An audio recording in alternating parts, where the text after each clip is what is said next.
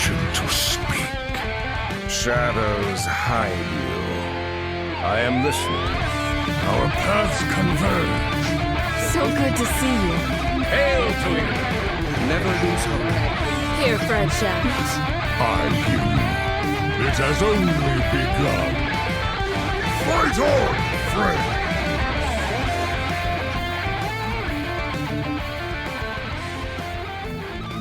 Welcome to episode 421 of Playing Conceit, a Hearthstone podcast dedicated to making the competitive side of the game more accessible to you. It is Friday, November 10th, 2023 in the afternoon. Coming to you from Nomergon, Ohio, it's me, Edelweiss. From North Bend, Massachusetts, we have Wicked Good. Hi. From Teldrassil, California, we have Megasa. Hello.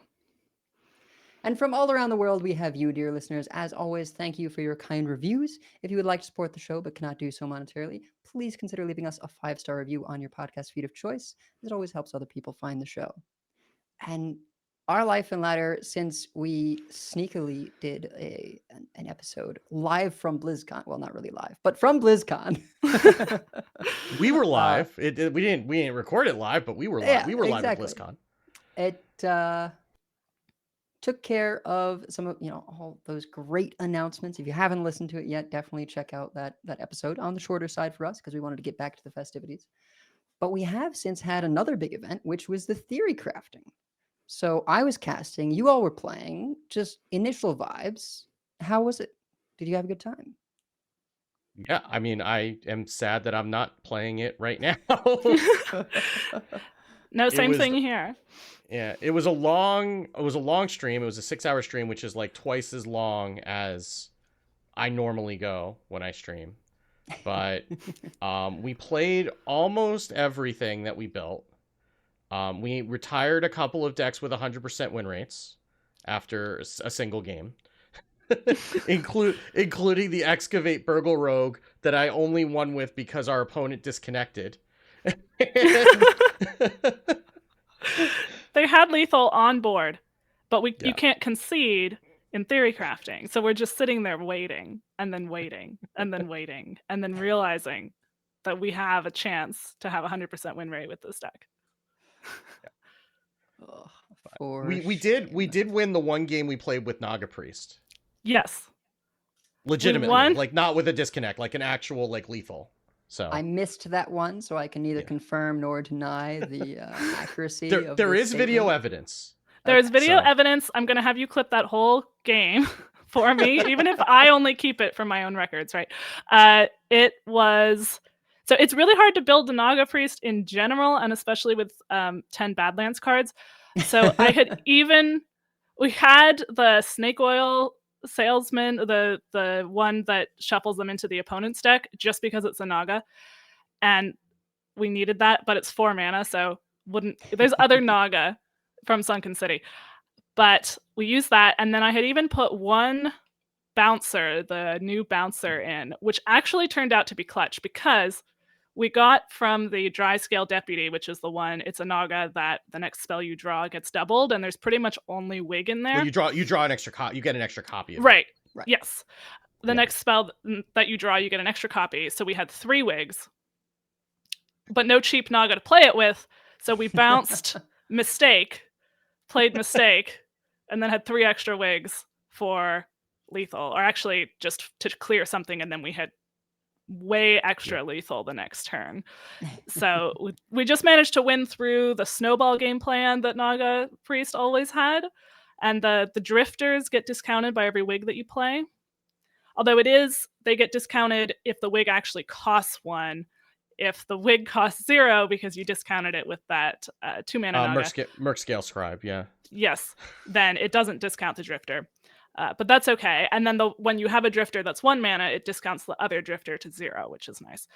So it doesn't really have a great like over the top burst game plan if it doesn't win through the board is the biggest problem with this deck. I'm going to see if like can do some sort of like Cavaldir shenanigans. I'm definitely going to be trying this. Is it worse than like the Overheal? You have to win through the board. That's the way Naga Priest has always been. I don't think that's It's a little weakness you need to shore up. It's a little bit like the Undead Priest when it lost Void Touched Attendant, They didn't have as much Mm. burst, but that deck is still fine. So maybe. The Overheal Priest did feel a lot better. We had one from Tonberry, and we won in like 5 turns flat. Yeah. We were playing against Warshak, and he messaged me in the middle of the game and said, "Stop, I have a family." One of the better responses. Yeah, I was like, surely this is a high roll, and perhaps it was a bit, but landing. We won the next game too. Yeah, well, landing the discount on the heal 8 card, pretty solid. Grace of the score. High Father. Yeah. Yeah. You have no reason to Yeah. remember that card name, but yes. But I hear the name Tonberry, and I'm interested. So Yeah. I'll have Yeah. to give that one a go. Yeah, I mean, and that was, I mean, we won in 5 turns despite me misplaying and healing the 1 damage on my face and not being able to use the 2 mana bottle spell that the front half of it needs to be on a damaged character. So we could have actually had like another 7 drop on the board had I not, because we ended up, we illuminated on 1, we got a Grace of the High Father. Illuminate, if it dredges a card. If it's a spell, it reduces the cost by 3. So Grace of the High Father heals 8, and you discover a spell of whatever you overhealed. A card of the cost. A card, not a spell. So we had a 0 mana heal 8 and a Heartthrob that summons a minion of the cost of what it was overhealed. So we had I think we had like a fan club, and we ended up healing with the hero power instead of the bottle. Right. Yeah. But we got an 8 drop and then a 2 drop, and we had a funnel cake also, so we got a 3 drop that let us use the hero power. And then the next turn we were able to bump the Heartthrob into something for like 2 damage, and then play the bottle spell on it, and both bottle spells on it actually. And then we just had a gigantic board, and then the game ended. I think he just, like, Warshak just passed. He's just like, I just want to get this over with as quickly as possible. Like, there's no point in continuing to play I mean, this game. that is the conceit of theory crafting, is just like, Yeah. okay, you got lethal on board. I'm just going to let you make your attacks. It's just going to end turn. Yeah. There was a lot of fun decks that we played, some of which each of us had made, some of which we had a couple of decks from members of our Discord. There was a Dragon Paladin, which we also retired on 100% win rate. Reno Paladin, yeah. Yes. Reno Big Paladin. Yeah, that went very well, and I did not want to test the fates after we played that to see if we could do it again. Yeah. Yeah, that one had the Reno into Yogg, which wasn't even the right play. Like, we should have played Leviathan instead of Yogg. But you just Yogg to mind control their 1 remaining minion that they were able to play the previous turn. But Yogg also plays 2 random spells now, which I had completely forgotten because I haven't seen Yogg played since the nerf. So Yogg brawled itself out of existence, but luckily it also cast Prescience, which gave us a couple 2/3s, and it could very helpfully and considerately left the minion that could attack up on the board after the brawl. So we appreciated that because we had not attacked first because we did not remember this was a thing that could happen. Yeah. So, and we had some other, like, Excavate Odin Warrior felt pretty good for the most part. The Sludge Warlock felt pretty good. Yeah, that was really fun. The Sludge Warlock, and that was quite aggressive. Yeah. We won a game with Rainbow Death Knight. So that was, we didn't get to Climactic Necrotic Explosion, so I didn't feel like we really won. We got lethal, but I didn't feel like we won that game, I know that you have a story on that, Edel. But we also had Elemental Shaman, which felt okay. You just get a lot of scars with Cold Storage. So Scar is the legendary that does damage equal to how many turns you've played elementals. In a row. In a row, very important. And we had a game where we just drew terribly, did not start our chain of elementals until turn 7 or something. We still managed to win with 3 scars eventually. So there's just so many rushing elementals that you can just really control the board in that deck, but it's very much just elemental every turn. Your whole deck is elementals almost exclusively. It's like Magatha, Cold Storage, and elementals. Yeah, I we would be a all- lot more skeptical about the possibility of something like Scar, since you have to just keep the chain going forever.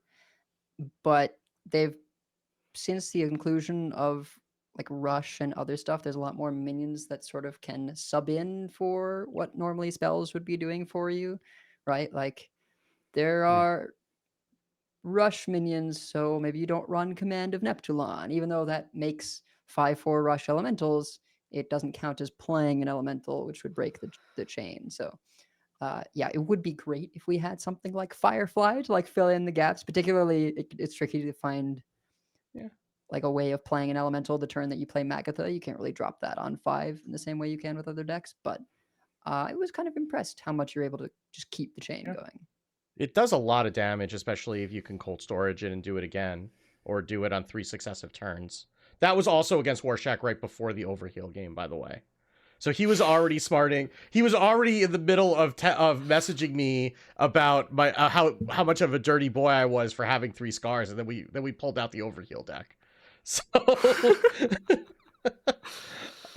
we also did get to live the Bunny Stomper Hydrolodon dream with the deck that Sidisi gave us. So that cleared a gigantic board.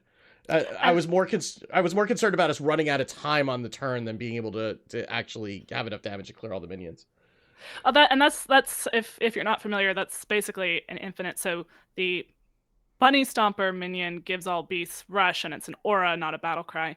So when you do Hydrolodon, not just the first 2, but every single head gets rushed. So you can just, as long as you have time to run the heads in, you can clear anything. So, and there was a huge board on the other side. I can't remember what we were facing. And then they weren't actually able to clear the Bunny Stomper for like a little while. We just like got to do it like 2 or 3 times. I think they froze the Hydra head. I don't even think they could clear the Hydra head either for like a turn or 2. So we just like, okay, well, we had a saddle up in hand, which is the spell that whenever a minion dies, it gives all your minions death rattle, summon a beast that costs 3 or less. And we actually didn't want to play it because we were afraid that either it was going to do nothing or it was going to replace the Hydra heads, which was going to be actively bad for us. Because we just wanted to get more Hydra heads. So we ended up just like floating 10 mana that turn because we had a full board, or maybe 8 mana. We probably hero powered. it was like a hero power pass turn because like we had a full board. We didn't want to like trade off any of the minions that we could trade off. We couldn't really play any spells. So we were just like sitting there like hero powering, floating 8 mana and going face with all the minions. But, you know. We're going to talk plenty more about, some of the theory crafting stuff later in terms of how we're feeling on particular cards and explanations. But I think we should cover, some of the patch notes. So why don't you take us away, Wicked? Yeah. Gadgets and Gazette always gets the scoop. Yeah, so we have patch notes that came out on Monday for patch 28.0, which is the patch that is currently live. That has all of the Showdown in the Badlands cards in it. So there are some pretty significant changes in here in addition to Badlands. Obviously, all the cards are there. You can go look at the cards. You wouldn't have opened any of them yet. Remember, there's no more early pack openings because they retired Fireside Gatherings in favor of mass pack openings. So, you can pour one out while you're mass opening your packs for Hearth and the Firesides. But so you're not going to be able to open them until Tuesday, but presumably it should, if you so choose, it will take you a lot less time. A lot less time. So there's also, as of 28.0, anomalies are out of standard entirely, unless one or both players have Cho'Gall, Twilight Chieftain in their decks, in which case I'm very sorry that happened to you. But other than that, that's the only way you're going to see anomalies going forward. They are not in 25% of games anymore. So, we'll see if that ever is a thing that they decide to do again. I know they've gotten a lot of feedback on the anomalies in Constructed. Anomalies will remain in Battlegrounds. through 28.2, which is the new Battleground season that will be in a month or so. But there aren't any new anomalies this week. Normally they've been rolling out a new set of anomalies every Tuesday. I think they said what it implied in the patch notes is that they've added all the anomalies they're going to add, which is quite a few. But the anomalies are going to remain in through the next major patch, which is 28.2. We got a surprise card buff to Stitch Giant, which is the 9 mana 8/8 undead for Death Knight that costs 1 less for each corpse you spent this game, which is going from double unholy to single unholy. So that is now an option for Rainbow. We did see it in some Rainbow DK decks yesterday in Theory Crafting. I didn't notice this. It didn't seem very good. Because it didn't seem very good. It didn't? No. Well, yeah, I mean, I think you kind of want to run like a way of getting corpses fast, but I could very much imagine turns where you play the new 3 mana spell that spends up to 8 corpses to summon a random minion of that cost, and you just like drop that and this on basically the same turn. Corpse Farm, yeah. Yeah, and Corpse Farm's very good, but you have to, I mean, you still, like, you have ways to spend corpses in big chunks, but you don't have a lot of them still. So you have, you're able to spend corpses for CNE better than you could before, but those are concentrated in a small number of cards. So it's like Stitch Giant should just sit in your hand for a while you're trying to find one of those or build up enough corpses to make a Corpse Farm worth it. Cause you really want to get an 8-drop. I was surprised that we didn't see more of the spell that summons a bunch of rushers, like the 4 rushers, the new card that does that. Because we definitely, for most of the Rainbow DKs we saw, they had more trouble getting corpses than spending them, which is definitely the opposite. Although I know, Edel, you had a giant CNE in one of your games. Yeah, so that was mostly because I was against a Druid and Maw and Paw as a 1/8 on turn 4, just stuck forever. I just like kept playing more things that were dangerous damage-wise, and so here I was, gaining 5 corpses and spending 5 corpses. It's like you gain them at the end of the turn with Maw and Paw, and then you spend them at the beginning of the next turn. So if they do kill it, you get 5 corpses, which is kind of nice. But yeah, I must have gone to like 45 that game, and or maybe more, maybe like 50. And so my CNE was thoroughly juiced. I think like more than I ever have before when messing around with like the end of turn spend 4 corpses, summon a copy of this minion, right? So you're saying it was sufficiently both climactic and necrotic? Yeah, pretty much. and Crop Rotation is the card you're thinking of, Megasa. That summons the 4/1/1s. So I'm gonna be experimenting with, because I didn't feel like I got enough games in with it since I was casting the event, so I didn't get to play as much. But Crop Rotation summons the 4 rushers, but then they die at the end of the turn. It's like a little awkward because they can't go face, which is probably good, but it does mean that it's like specific to being played against minion things. I guess you could play them just for like the corpses and the death triggers. There's a few reasons to run it. It discounts Reska by 4 plus whatever you're able to kill. Reska costs 20 and gets reduced for each minion that died this game. And then, it gives you more corpses. But the other thing is I'm thinking I'll run it with Sylvanas in the deck, because it's also another way of like getting Sylvanas infused very quickly.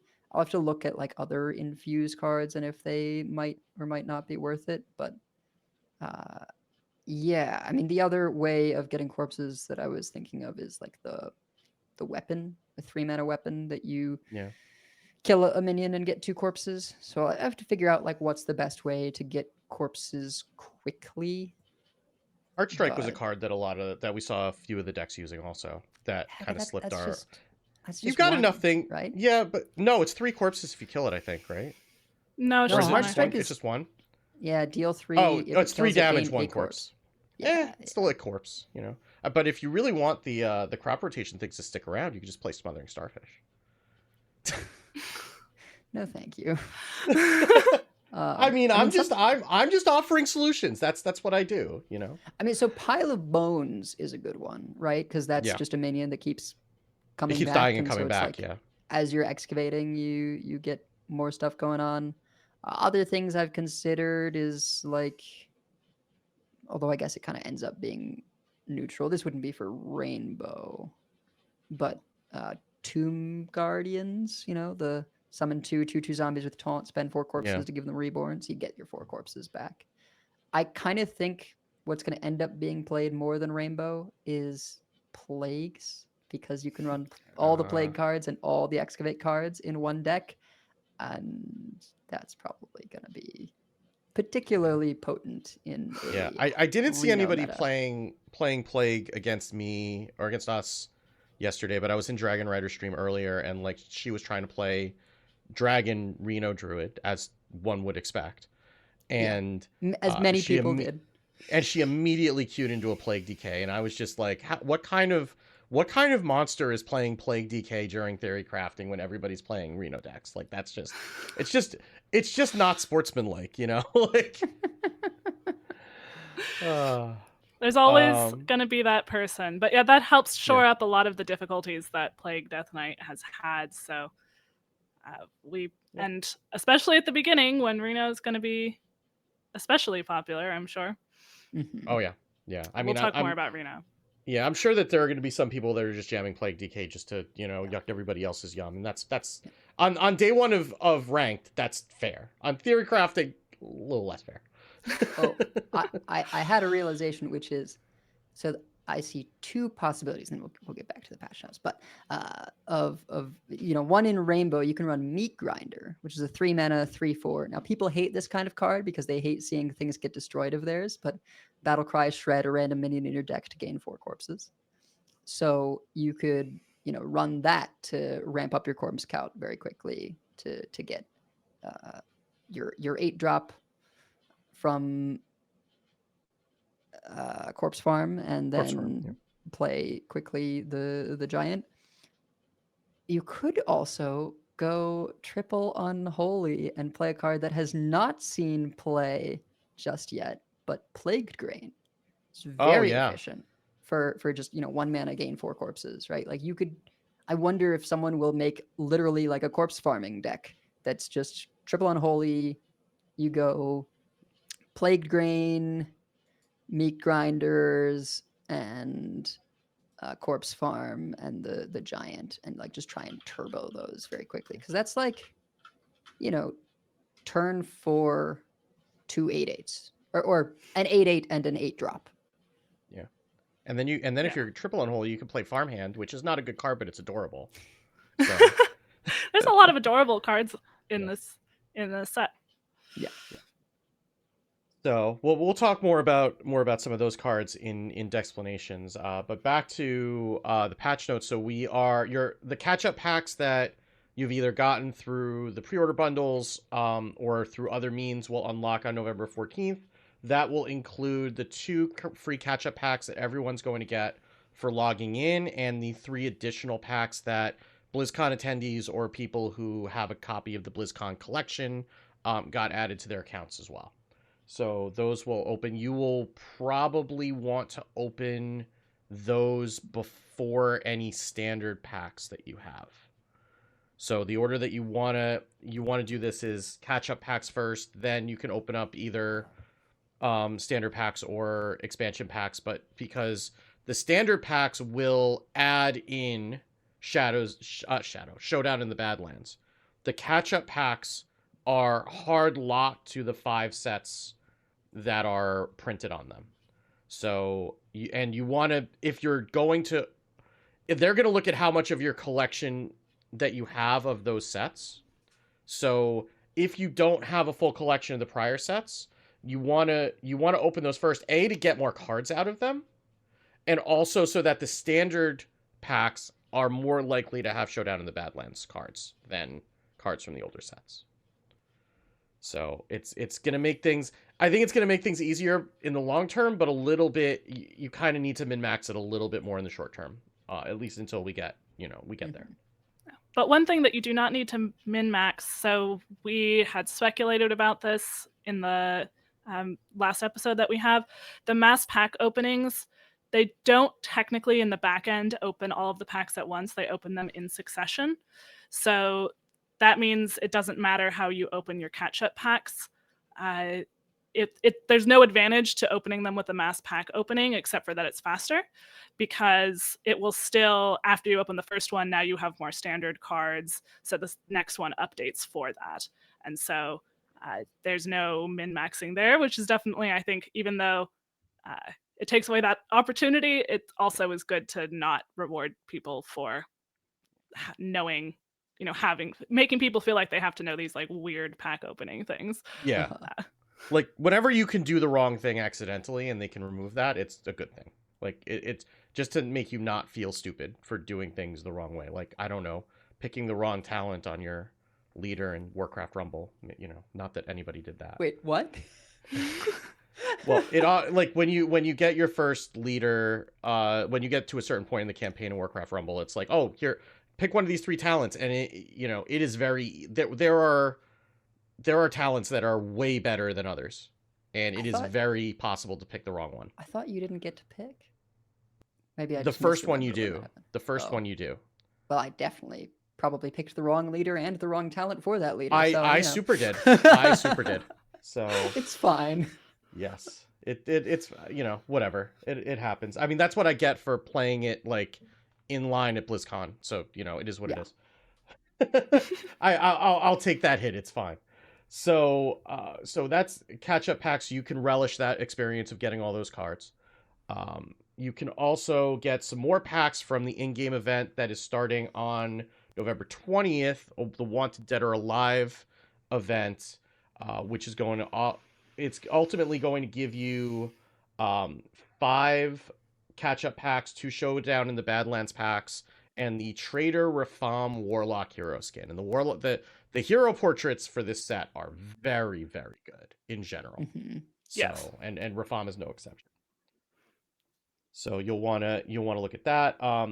Duels and Arena, we're not going to go into everything. You can go read the show notes, but there are a couple things that are significant that are worth calling out.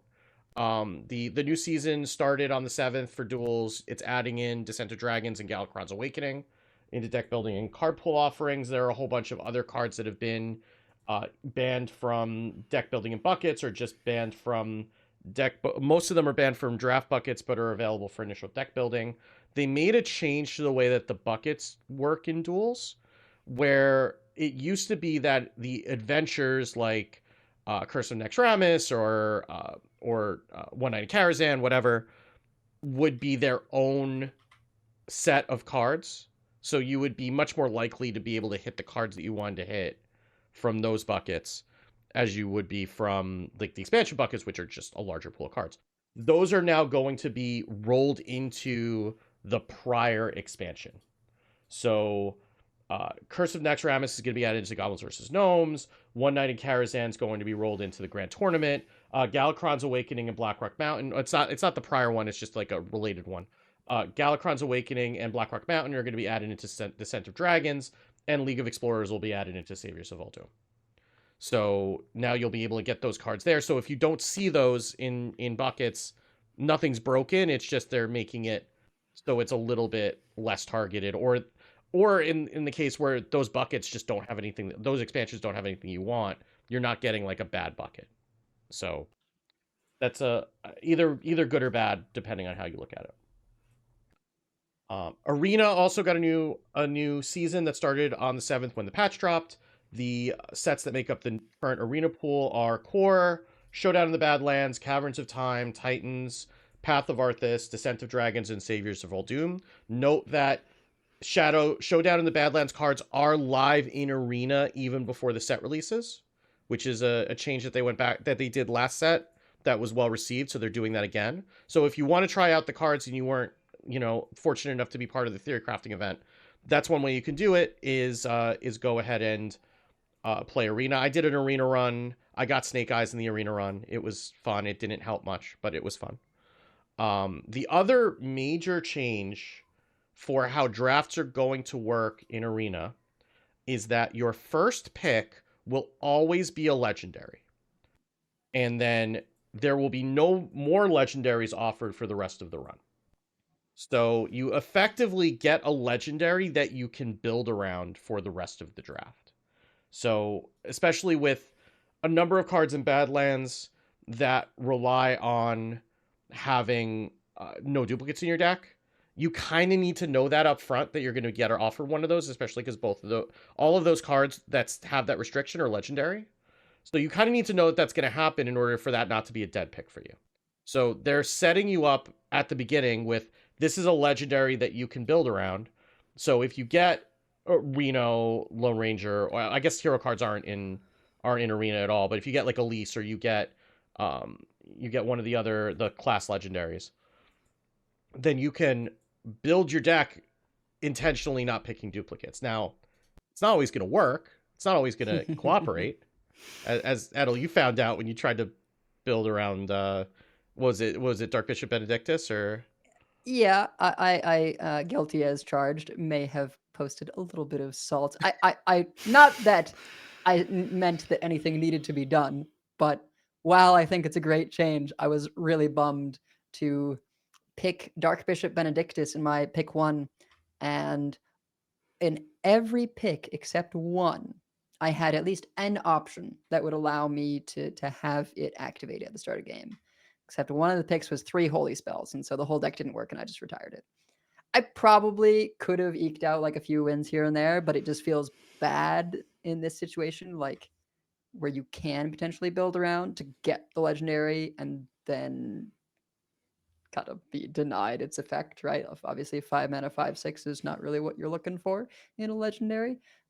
So I think it is cool if you are willing to sort of risk it for the biscuit on some of these things. Like, I think Celestalon posted about drafting Kingpin Spud, whatever. Yeah. And then seeing just no ogres, and it's like, well, guess I have a 6 mana 6/6. Yeah. This is like going back to my original Arena story where Maureen and I used to draft together and were offered anything can happen on pick 1. And I did not want to take it, and she convinced me to. And she's like, "Oh, we'll get offered Murlocs." And like, we got offered like one like sad Murloc at like pick 29 eventually. Like, so, sometimes it works out, sometimes it doesn't. Yeah, most of the feedback I've seen on this has been pretty positive in that it makes it more even. Everyone gets 1. You don't have people getting 2. I know some people would rather have that chance of having 2, and I think most of the feedback in terms of being able to build around the legendary from the start has been positive, but there are those ones where you're taking a risk, which is part of the experience, of that mode. They did, and we won't read all of these, but I know that a lot of people had been complaining about Lord Marogar in Arena, and he has been banned. So if you... Oh, good. I definitely And they also removed they also did remove all the Titans from the pool as well with this change. So Titans were pretty much power outliers in general in Arena, from what I understand, and so they just removed those out of the pool entirely. So there are no hero cards except for Jaraxxus, and no Titans that are available in the pool. And Marogar was just like, yeah, you maybe spent some corpses, but most of the time you were just sort of saving them up the whole game, and then you top deck Marogar, and it was basically clear the board or you lose. Right? And I mean, if you get offered Marogar pick 1, you're just not going to pick any corpse spenders, right? Like, there's no... You might still maybe pick a couple, some, but like... But certainly you'll pick things that generate them, right? Like, yeah, for sure. So, if you're jonesing to try the new cards, and I mean, this new experience is fun, so I would say give it a shot. If you hadn't, you probably, if you had any Arena runs, you might have some Arena tickets just sitting in your account. You might get to use for free anyway. So go take a look at that and give it a try. And that is something that you might have to do as a mode if you were relying on Twist for your non-standard Hearthstone outlet, because Twist after the November season is going to be going on hiatus until February. So that's the thing. What am Um, I gonna do? I know I mean, I'm upset. I haven't really had a whole lot of time to spend in Twist either. I mean, like, spending the first week doing things other than playing Hearthstone, right? Like, Right. I certainly didn't lose the week, but playing Hearthstone, and certainly playing Hearthstone at the MMR that I'm playing at, is not a thing that was really happening. But they and it's funny because they said that the seasons were going to be longer than normal, and then they ended up being a month long. And these are, Twist is the kind of thing that it's not getting a lot of engagement, but the people who like it really, really like it, myself included. And it is a pretty big bummer to have it just go away. Like, I understand, and when I say that, I understand that there is overhead for the developers to come up with ideas for new seasons, that and to keep it fresh and to keep people motivated to go back into it And test all those ideas and for test new it. Yeah. seasons. Yeah. Right. And even like if they were to just leave it up with no changes, my feeling is that it would probably be the same as just taking it down.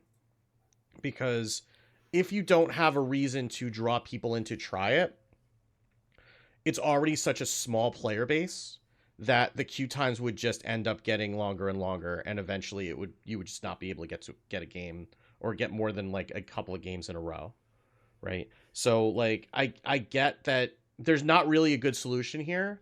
I think that what I would have loved to see is if they had 2-month seasons, right? And then just spread them out a little bit more if they only have the bandwidth to test, Sure. 3 seasons in a 6-month period. And that was kind of how it was sold to begin with, that they were going to be longer than normal seasons. Even if they reset even if they reset the ranks at the beginning of the month, right? But just kept the theme the same from month to month. Or maybe you do like a small balance change after the first month and then just let the meta be the same. Like if we had, wonders but still 30 cards, and then they added the 40 card thing after that, maybe to spread that out a little bit more, that would be good. But it's a shame because it's a mode that's really struggling to get traction. I think primarily because of the investment required for the Wonders format. And it's been a lot of trying to convince people to invest in the cards for it, and this is not helping, right? Like if you have people who just went in on crafting a whole bunch of cards from those sets and buying a bunch of Caverns of Time packs, and now they're effectively not going to have any place to use them because these, like, a lot of those things do not work in Wild, right? So if you a lot of people bought these or crafted these specifically for Twist. So if you just spent 3 months convincing people, hey, this is a fun format, go make some cards for it, and then they can't use those cards for 3 months, then they're not gonna listen again when Twist comes back around in February. And this is something where I do hope that when they do formats with older sets, the catch-up packs seem like they make so much sense for something like Twist, because there's so much, an even higher percentage of players who would benefit from those catch-up packs. But I haven't been playing a lot of Twist. I actually was inspired by BlizzCon when I got home to play more Standard. I realized I had missed a bunch of quests because of BlizzCon, and just was having a lot of fun with Enrage Warrior. But I also know that if that's been something that you've really been loving, that you don't have that outlet for it, and if you spent money on the cards, we did know that it would be time limited, but for there to be nothing at all for 3 months definitely doesn't feel like, I think, what people were hoping for. Yep. So hopefully they'll figure out something and make it come back bigger and better when it comes back in February. I have faith in the team that they'll be able to figure that out, but I mean, it kind of sucks. And I'm not going to sugarcoat it. It's disappointing as somebody who was a Twist enjoyer, who is a Twist enjoyer, that there's not a better solution to this. So hopefully, I have faith in the team that they'll figure it out between now and February, but it sucks. Yeah. And like 3 months is a long time, right? Like I could see like month and a half, maybe 2 months, just because new expansion, we're going to be doing all kinds of fun stuff with that. There's going to be balance patches. Like the first 2 months of an expansion, I could see it's like, well, people are going to be pretty occupied with the new cards anyway. This expansion particularly, I feel like, is pretty hype. But once we get to that month 3 mark where we're sort of like waiting for the next stuff, I don't know. I guess like mini set will have happened by then, but even with mini sets, I feel like a lot of times it's like, okay, there's like new cool stuff in standard, but I still want something else when I'm not feeling the meta. So Yeah. yeah, it's just a real Um, bummer because that has been I- my go-to secondary mode. Yeah, I mean, if the week 1 of standard is all Azurite snakes, then you may you may want somewhere else to go. And I mean, we've had some of those balance changes in the past where, or mini sets where things got degen and you wanted somewhere else to be able to play constructed, and that was Twist for the last couple months. I mean, I didn't play very much standard in October at all. I played like the first 2 days, got to legend, and then played like the last week after they finally nerfed Druid. And the rest of that time was spent in Twist. So maybe I'll become a wild enjoyer again, or maybe I'll start playing Arena. Who knows? But we'll figure that out when we get there. But, Duels. Although duels Yeah. is not really where you go when things are too degen for you. yeah, that's not a place where you go to avoid to get away from degen stuff. Yeah. So we do have some bug fixes. There's a lot of them, and we're not going to list all of them here. I just want to call out a couple of the ones that you're actually probably gonna notice. One big one: Void Scripture will no longer reveal a secret selected and immediately cast by its effect. So Void Scripture is a mage spell that discovers a spell, and if you have enough mana to cast it, plays it in addition to giving you a copy in your hand. So if you would often want to take the secret from Void Scripture, just because that's pretty powerful to just have a random secret, but then if it is telling your opponent what it is, it's not quite as powerful. So they're fixing that. They fixed a bug where certain cards were able to discover different set versions of themselves. This is a Twist thing, primarily with like things like Lotus Agents and Cabal Courier and whatever the one is for Grime Street Goons, where they could get a copy of themselves. So that might just be like a tri-set thing or whatever. So that they fixed that, so you shouldn't be seeing Lotus Agents from Lotus Agents anymore, which is most often how you would see that manifest itself. Yeah. You can now use the spacebar with the mass pack opening feature. I don't know if it just meant that that they turned off the spacebar when they implemented mass pack openings, or if there's a way to actually mass open with the spacebar. But that'll be something fun to try out on Tuesday. And they fixed a bug where if you open 12 plus legendary cards with mass pack opening, Hearth would be so flabbergasted that the summary screen would show an empty legendary banner. So that's not really that critical. That's just funny. So, and then the last one that is going to affect a small number of people is they've adjusted the amount of rewards track experience gained from playing in Mercenaries. Up or So- down? Oh, very down. Very, very down. Because one strategy that some folks would use, there's nothing wrong with it because it was completely valid based on how things would work, is that you would earn XP in Mercenaries games at the same rate that you would earn in a Constructor or Battlegrounds game. So up to like 200, I think it's like 200 and I should know the number because I've hit it enough in Priest Mirrors. I think it's like either like 240 or 280 XP for one game.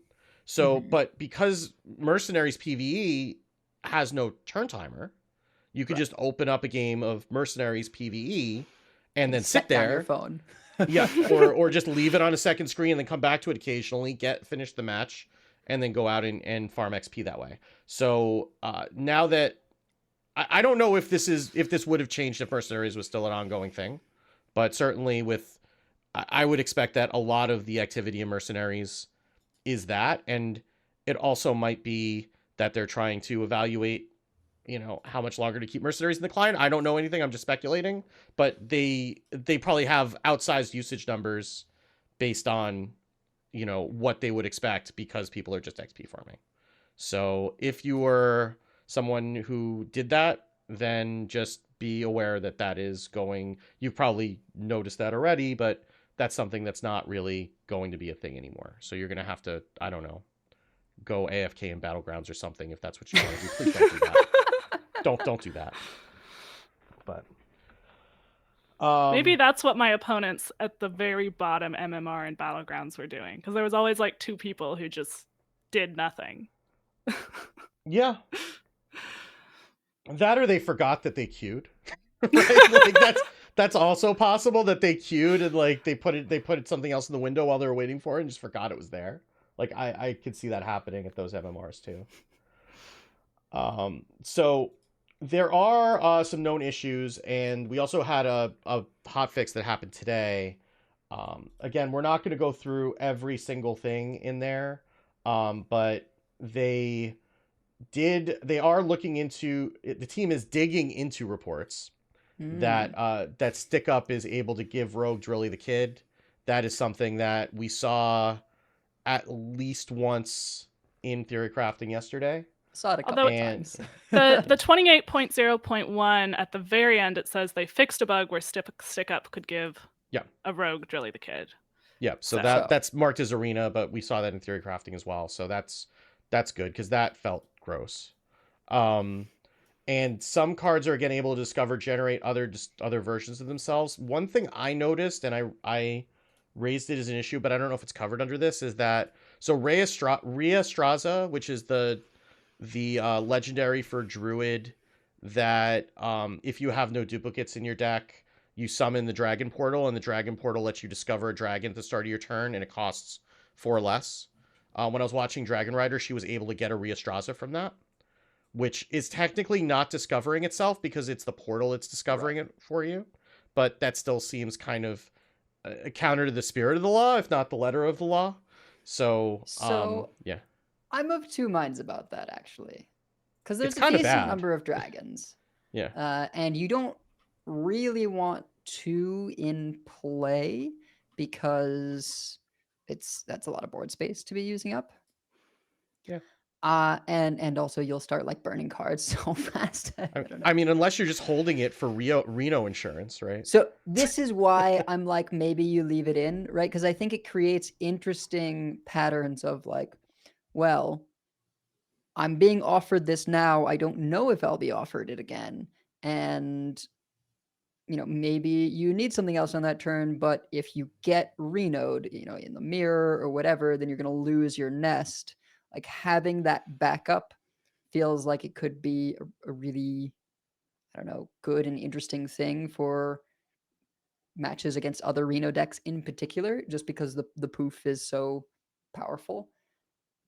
I kind of like that it's possible to get from the nest, which is going to be your biggest source of discover, besides like having to amalgam one or something. Yeah. So yeah, we'll see what happens with it, but that's, I don't know if that's even part of it or not. I just know that that's a thing that happens. They pulled a couple of heroes from the Battlegrounds pool, Mr. Bigglesworth, and Golganeth's Tempest from the Anomaly pool. They pulled Ionar's Overgrown Arena from the Anomaly pool. They pulled the Agathium from the Anomaly pool. This is the hokey pokey of anomalies, apparently, where they find bugs and then they fix them and they put them back in. So the hotfix that we had today was was mainly around Battlegrounds and Arena. So they banned a number of heroes from various anomalies. Again, you can go look at we'll have the link in the show notes. You can go see the specifics. We're not going to like read them out because that's not great podcasting.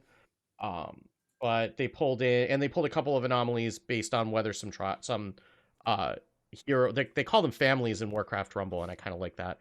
Some families are in or out of the game. And in Arena, they banned Lord Marigar, as we mentioned, Mysterious Challenger, Keeper Strength, which is the Paladin spell that gives a minion +2/+2 and then does damage equal to its attack to the board. Sickly Grimewalker and Desert Obelisk. I don't even know. Desert Obelisk was like the one, if you had like several copies of it, then it did something fancy, right? I don't even remember. Like, I remember Desert Obelisk being like a meme, if I remember correctly. I have to look it up now because now I'm morbidly curious. But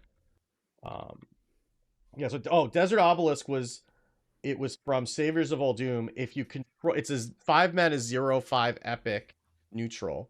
If you control 3 of these at the end of your turn, deal 5 damage to a random enemy. So that had to get pulled because it's trash, right? That doesn't like it's not even a win the game thing, right? If you Yeah. do the Mogu cultist thing, at least you do 20 damage to the entire enemy board and face, but like just doing 5 damage uncontrollably for having 3/05s is It's a lot of work.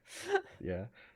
Sickly Grimewalker is a Death Knight card from Titans that 3-mana 2/4 undead. After you summon an undead, give it poisonous.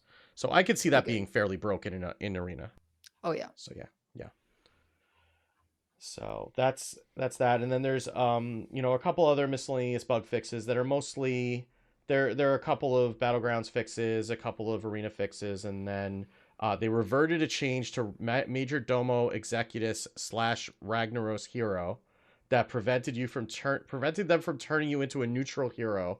Tess is back on the menu. So I guess so. Major Domo was a card from Curse of Naxxramas. It's like a 9/7 Death Rattle, turn you into Ragnaros the Fire Lord. So you had like 8 health, I think, and your hero power just does 8 damage to a random enemy. So you literally turn into Ragnaros. But I guess if you turn into a neutral hero, then you get to replay all of the class spells that you've burgled plus all the rogue cards when you test. So Godspeed, my friends. Godspeed.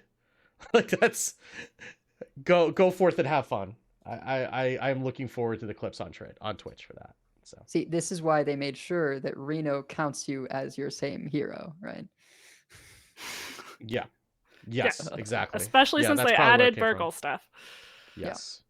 Yeah. And we did run into a Reno, we didn't even mention this, the Reno Burgle Rogue that played Wishing Well, got a copy of Gunslinger Kurtrus, and destroyed all of our bouncers for our Excavate Warlock in one fell swoop from our hand. It was pretty savage. Wiped out our hand. Yes. We didn't know that they were Reno yet, so we were like, how in the world was this active?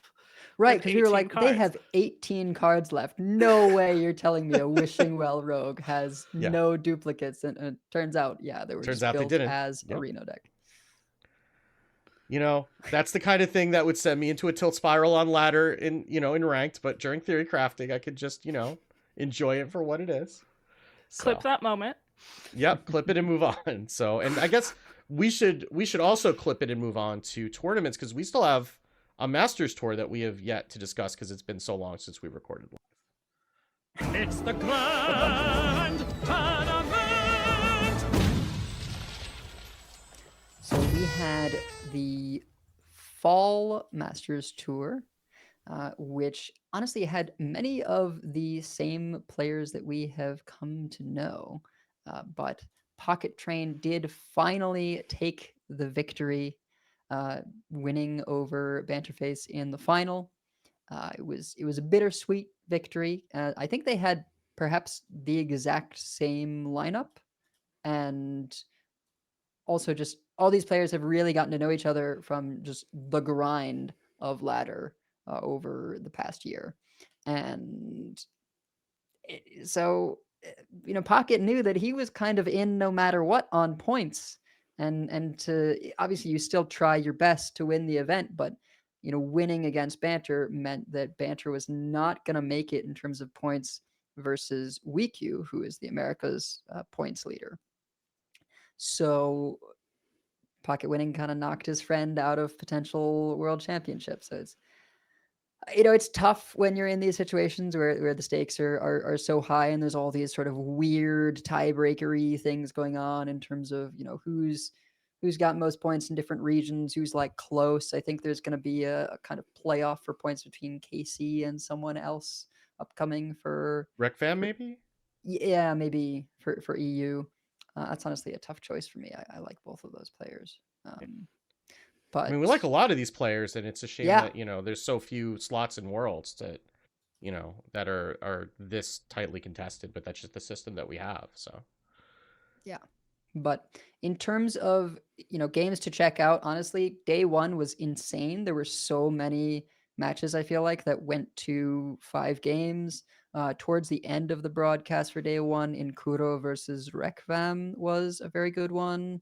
Um, I think Casey versus WeQ also went to 5 games. Pocket did tend to clean up on people. It was kind of funny.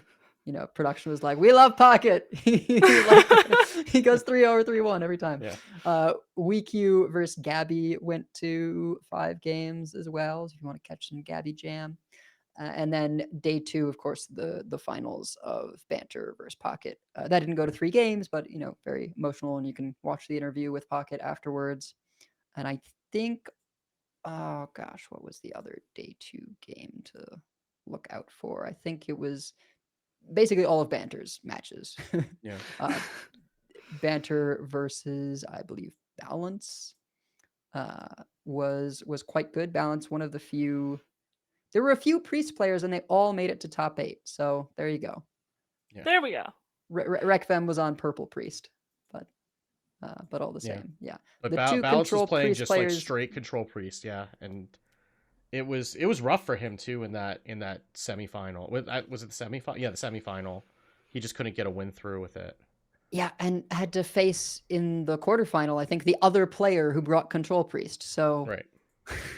So you dodged casting that one at least. we did. They seemed to be sort of, it got just worked out that one of them was saving it for the end, and so it didn't end up happening. But yeah, Banter versus WeQ, Banter versus Balance, those are both great. And then the final, of course, on day two. I would add any game that Pocket Train was playing the shaman, because he was Sure. there were a lot of nature shamans in that field, and he was the only one who was really able to win with it consistently. Like, it seemed like it was a weak spot in a lot of the other players' lineups, but he just he was jamming that deck from the very beginning.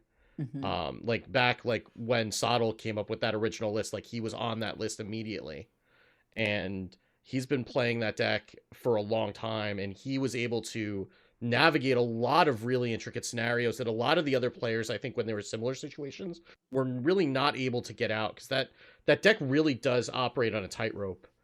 And knowing like when you need to use your combo pieces, when you need to save them for a lethal, when the lethal's not coming and you need to just worry about surviving, like it showed his mastery of the deck, even compared to some of the other best players in the world in this tournament. And that's just one thing that I really value about tournaments and about the casting, is that you can see plays that you just never would have thought of, or game situations that you have a chance to really analyze, and have smart people like Edelweiss helping you analyze what's happening in these situations, where sometimes players will make a play and I'm sitting there, I would never have thought of that. And sometimes it's not even a high APM turn, although those are very impressive, but just a line that's less obvious. So I always really appreciate watching the tournaments, and if you weren't able to catch it, it's still worth watching the VODs. Yeah, and I think a lot of the play was really highlighted because after the balance patch, these people had 2 days max to figure stuff out. So it was really a return to form for a lot of players. Mage was kind of like you could expect to get a win off it, the Sif Mage. Mech Rogue was kind of the all-star of the tournament, I think. And then people kind of had their pick between Odin Warrior or Enraged Warrior, and then Shamans. Warrior was banned like 70% of the time. And then Shaman was the Nature Shaman. A couple people brought Druid, didn't really work out for them. All the priests made it through, so I guess. But there were a couple hunters too, like a couple of won. people took Arcane Hunters. Those didn't seem to perform particularly well either.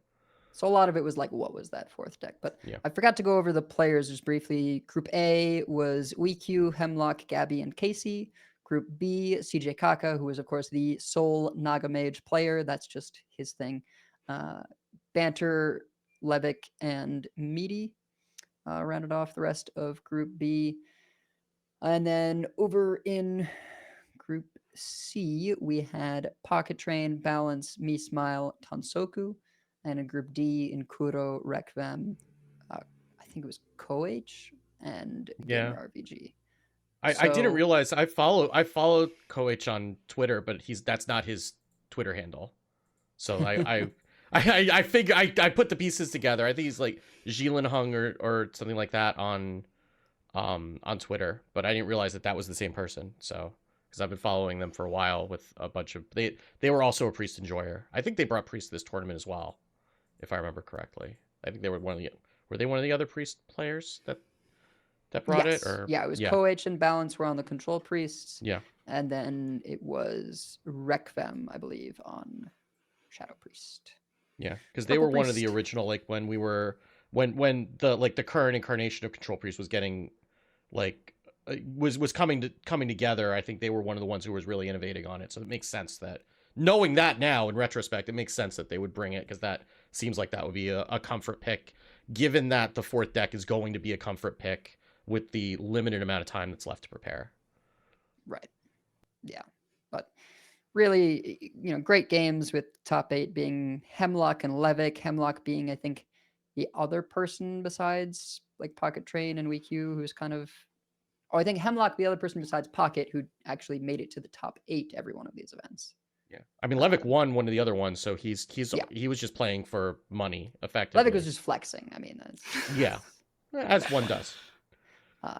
yeah, and then Pocket Train, Rekfem, Banter, WeQ, and Koh-H Balance. So great event. Again, not showcasing like new stuff, because people for the most part didn't play things that got balanced. Like I said, there wasn't much Druid, and I think what there was like Drum Druid. So, and yeah, just what we've come to know in terms of high level esports Hearthstone play. Yeah. And I guess the only other piece of news is that we got the dates for Worlds, which will be Yes. December 16th and 17th. So there will be more details coming soon, according to the HS Esports Twitter account, but at least they gave us that much. So we know when Worlds will be, which we didn't before that weekend of the Fall Masters Tour. So we'll see. And then we'll see what happens with esports after that. God Yep. willing. We're bracing for the worst. Hopefully it doesn't come to that, but Yep. got my sights set on some Warcraft Rumble. We'll be jamming that a bunch in case there's casting to be done over there. Hopefully I can pick up some Lorcana stuff. I don't know. We're reaching out the tendrils to try and see what sticks. But if you do want just a brief recap of besides what I just said, of course you can head over to esports.gg. They've got a news article there from Amy Chen, link in the show notes, covering just recapping what happened in the Masters Tour. But I think it's time we got started on talking about some of these new cards we got to play with.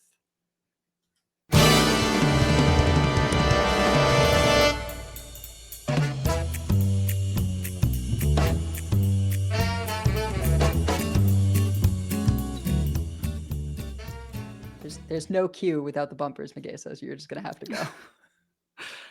I'm listening to the stream itself. Oh, But that's is slightly that coming delayed. through for you? Oh, okay. No.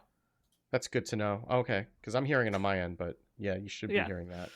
Oh, because I only So- have it in preview, not in live. That's why. Okay, I'll have to put that Right. in later. Okay. Forgive us, we're working out the kinks of Yep. a new software, so we'll still have to figure out Yep. how to get the timing right. All right. Well, we have in Explanations our traditional final card review, where rather than trying to go through every single card that we haven't talked about yet, we pick 5 cards each for cards we can't wait to play with, cards we're scared of, cards we want to be good but aren't, cards we think are over or underrated, and cards we don't understand. So we'll start with the cards we can't wait to play with. And I had a little trouble picking. I ended up saying Blind Eye Sharpshooter, which is the Demon Hunter 3-mana Naga, 1/5. After you play a Naga, deal 2 damage to a random enemy and draw a spell, then switch. So it is the new Naga spell. Naga spell. We did play a big demon hunter that also had this, which we had Hmm. some trouble navigating when to try to do each half of this. I think we were a bit greedy. By the Imagine. time we imagine us being a bit greedy. By the time I said, "Oh, we should really try the miracle version of this," Wicked Good said, "We are way too tired for that," and this was like 5.5 hours into the stream, which was not wrong at all. And APM decks are hard to play co-op, Oh yeah. but I am just really excited for. I obviously loved Naga Priest. I enjoyed Naga Mage, even if I felt a little bit like I did not quite comprehend the Queen's power, as that minion says every time. But I like, doing lots of damage with Demon Hunter and playing a lot of cards. And so I'm not positive whether this will come together, but I am definitely excited to try it. I think it's going to come together. I mean, Yeah. can be a bit weak to decks that have like big boards, assuming you're not able to get under them. Like, Druid can hit a certain point where there's just so many stats in play that you're not getting enough of the shots to go face to get there. So I wonder if there will be a point where you like run some kind of AoE stuff, since this is a 1/5, so it can take a bit of damage. Maybe you just do some AoE stuff towards the beginning to clear the path so that you can end up going face with all your other things. But it seemed to be doing work from the theory cast, right? That we saw, oh gosh, was it maybe Judge? And I think when we checked in on sort of the ladder leader, right? Because everyone starts at bronze 10 in these theory crafting. So after a while, you can see, all right, like who's like at actually decent ranks. And it was someone who was like just jamming this Demon Hunter, right? Very low to the ground. So definitely has potential. Maybe some of that was just because people are experimenting and this is like a go face deck, but it can do some pretty goofy things. And there's some pretty powerful support cards that were printed in this set, and there's obviously powerful cards from way back in Sunken City with this. And I'm just really excited to have this new archetype that is an archetype that I enjoy. That Pocket Sand, deal 3 damage, quick draw your opponent's next card, costs 1 more. Just like so messed us up. Yeah. We had such a nice curve plan too. And like, oh, right. That's why we can't do this now. Great. Yeah, and I'm being told it was Tic Tac who was the leader. That sounds like Tic Tac would have. I mean, like that's the kind of deck that is going to be very difficult to play, just because you're going to need to know when you should go in, when you should hold back, like what you need in order to do it, like what, and you're going to have to make a lot of split-second decisions based on what you're drawing, because you're drawing the cards as you play them. So it's going to continue filling your hand up, but you're going to have to continually like evaluate new information as it comes in. And that's generally makes for a very difficult deck to play. I mean, that's why Naga Mage is so difficult. So I'm excited to lose games learning to play this deck. I feel like it'll be worth it. We will see. I was also excited to play the Sledge Warlock. That was one that we had a lot of fun with. Sledge was fun. Just do it's. We didn't realize at first it's a fast deck. You get a lot of sledges in your hand, a lot of sledges in your deck, and it just does a lot of damage. So kind of like Xeno, except for instead of like one OTK turn, you're just continually dealing 3 damage to a lot of things on many different turns. But that was not my pick, so I won't. Yeah. My first build of that deck had like Sargeras and the Jailer, and like like my thought was, okay, well, we'll play the Jailer, and on turn 10 we'll just blow off whatever sludges are left in our deck. And it's like, we're not getting to turn 10. Like those games are over long, one way or the other, like long before that. So that's when we just cut it and brought it lower to the ground, and that looks like it's going to be fun to play. You play all the 7/7s is what you do. Yeah. That's what Edelweiss told us to do when she came in the stream. She said, no, you play all the 7/7s. I'm not even sure about the taunt one. I had a build later on where it was like you go Flame Imp and like other just efficient early stuff, right? And just kind of beat them in the face. I'm curious what it'll look like when you don't have the theory crafting restriction, although you kind of got there pretty easily, just including all the sludge stuff. But it effectively is a discard deck, right? Like it is discard Warlock, except you are adding sludges to your hand as the discard fodder. Yeah, it felt much better than a lot of discard decks have ever felt for me personally, because I Mhm. was someone who would get weirded out by the discarding. You do need to be fine with destroying cards in your deck, but it helps that they're at the bottom of your deck. It's easier to tell yourself, I would not have drawn this anyway.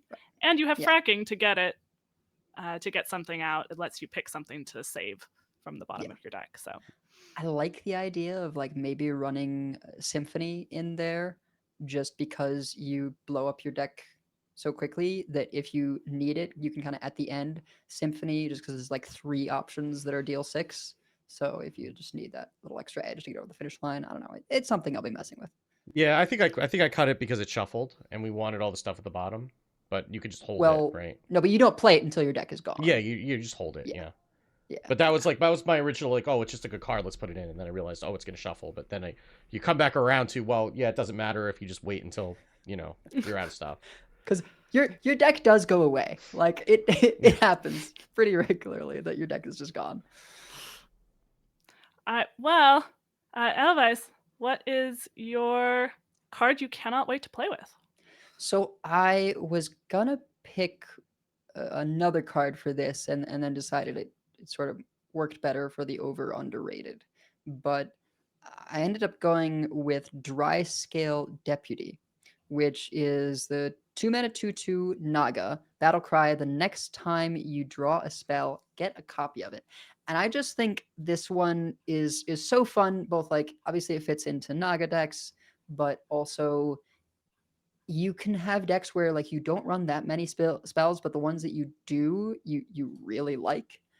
So I think there's probably a balance. Like maybe you don't run it in something where there's literally only 2 to 4 spells and Magatha, but it honestly works really well in Miracle Rogue because there's so many just like really good spells in terms of like prep, potion belt, any of the cheap, efficient draw spells that cost 1, right? Getting another copy of the Shadow itself. Like, there are ways you could build Miracle Rogue so that it's like just the best efficient spells, because there's pretty good minions now that give you coins. And so I wouldn't be surprised if maybe this won't make it now that you don't need the 10 new cards rule, but I wouldn't be surprised if it does make it, just because getting like extra preps or extra bone spikes or whatever is pretty disgusting when all you're trying to do is make a big ghost or a big Draco weapon. Oh yeah, also Shadow Step. Or it's pretty good for drawing Serpent Winks. That worked out pretty well. That worked And out it's for Naga. us. So It's not as consistent for sure as Miracle Rogue seems like that is the actual adult thing that will end up happening with this card. Well, but and especially so if you go like turn 3 Dry Scale Deputy and then the Dredge spell, the 1-mana Dredge spell, like you get to just pick if one of the 3 things at the bottom of your deck is a spell that you want a copy of. You can pick which one you want a copy of. So that is true. yeah. All right. Well, Wicked, what did you pick as the card you can't wait to play with? And this one I Well- almost picked myself, but you beat me to it. Yeah. So I mean, and it kind of works with what we were just talking about, but also I'm a degenerate. So Benevolent Banker, which is the 3-mana 2/4 priest minion, battle cry, discover a spell from your deck, quick draw, discover from your enemy's deck instead. So fun fact, when this happens to you on the other side, you don't get to see what they took. They just pull a spell out of your deck and you have no idea if that's still there or not. So that's even, just more chef's kiss from the priest perspective. thanks, I hate it. So it's, I mean, in this, just from a sheer like trolling thief priest, perspective, it's at worst, it's a thrive in the shadows that you're not actually putting a spell in your deck for. And sometimes you get to troll your opponent and take something from theirs. I think the other place that is really relevant is in Naga Priest, because it means that we don't have to run Thrive in the Shadows anymore if we start talking about Dry Scale. What's his face? I just forgot. Dry Scale Deputy. Dry Also, Scale Deputy. I'm so happy that we're talking about Naga Priest seriously through this entire show. Yes. Yeah. But yeah, it was a good card for that deck. Yeah, Yeah, but I mean, not have. So if you're drawing spells out of your deck, right, and then you want dry scale deputy to get you an extra serpent wig, and you don't have to run Thrive in the Shadows to find it, right? Mhm. And you have this to be able to, you go dry scale deputy on 2, this on 3, discover it's discover still drawing, so you would get another copy of the serpent wig and be able to target it. Like if you only have 3 spells in your deck, it's probably that, and maybe we start running Buddha the Ascended again, and I don't know what else, right? Then it makes it maybe viable copium. I don't know, but it's it's at least like a path forward for it. Because like when we got the extra serpent wig, you felt it. Like it was a big deal. I mean, I could even see it in something like Overheal, for example, which I'm Yeah. excited to try that. So it seems like a solid card, but yes, also one that will lead to some salt. The cards Oh that we wow! If you no, I'm just realizing like in Overheal, if you've illuminated first, right, and you've discounted it, you're gonna get 2 copies of the discounted spell. oh with the dry scale deputy, yes. Yeah, that's actually kind of sick. For the cards we couldn't wait to play with last set, I had picked Mimiron the Mastermind. Eloise picked Sif, and Wicked picked Amon Thule, which tracks with Priest card that griefs people. Yes. Also, these are much more powerful cards that I feel like, you know, our previous picks are much more powerful cards than I feel like Yeah. we usually do. Like all of those were really strong. Yeah, well, I mean, like there were a lot more individually powerful cards in Titans, and I feel like the power is kind of distributed across the set, like in more packagey type things. Like there are more One cards that outlier. go together, whereas Titans just, I mean, which is kind of the vibe of Titans, had a lot more like standalone. This is just a really good card that you put into a deck. Like a lot of the Titans were just generically powerful, right? And the legendaries that went along with them were tended to be generically powerful, whereas these like something like a Popgar, right, is fine if you generate it, but it's not really something that you're just going to slam into a deck without having support for it. I can think of one card in this set that is perhaps a singular power outlier. Yeah, we'll get We there. will get there. Uncollectible. We will get there soon, actually. Because the next topic is cards we're scared of. And there was one card that was so clearly the right pick that we felt we would just all pick it together rather than try to have someone take it. And that is the Snick. Otherwise known as the Azurite Serpent. And Azurite Azurite snake. Snake. Azurite Snake. Sorry. Yes, it is literally a snake. They're all of the tier 4 excavate rewards are the Azurite blank. And so it's like snake, ox, rat, hawk. I don't remember the other ones, but yeah. They're all various animals like that. Animals that are upset that their area is being mined into is kind of my take on it. Yes, they're all elemental beasts. So the Azurite Snake is a 4-mana 5/5 battle cry. Your hero steals 10 health from the enemy hero, and as we said when this was revealed, that not changes both current health and max health. And the thing about this card is that you can play it lots of times. And it only costs 4 mana. So there are, Youthful Brewmaster, there's the new Brewmaster that gives it +2/+2, which we don't even care. We just get Not relevant. more snakes. So And really, Zola too. Zola's still in core and also. Zola is still a card. We found that when we played this deck, we were never hurting for bouncers. It was just excavate to 4 times as fast as possible, and then play this card 3 times. Armor does not help your opponent at all, because you can have 100 armor, but 0 health, you're still dead. If they are a priest and they keep healing themselves, it doesn't really matter because their max health was reduced. And you're really hard to kill while this is happening, because you might have spent your whole turn playing the snake, bouncing it, and playing it again. If for some reason you didn't win when you did that, you're not really vulnerable because you just gained 20 health. So unless they have an insane board against you, you can just look at a board and say, it doesn't deal more than 10 damage, or it doesn't deal more than 20. So I literally do not care. And there's not really anything other than like Dirty Rat or Theatar to counteract this, right? Like once it starts Kurtrus. going like or Kurtrus. Well, it's just gonna take Kurtrus in a Kurtrus. roundabout way. Yeah, Kurtrus is if that's the only, but you're gonna have other cards in your hand too. Well, yeah, if you kill all the bouncers, then yeah. But I mean, that'll happen a lot. They're all yeah, 2 health, so right.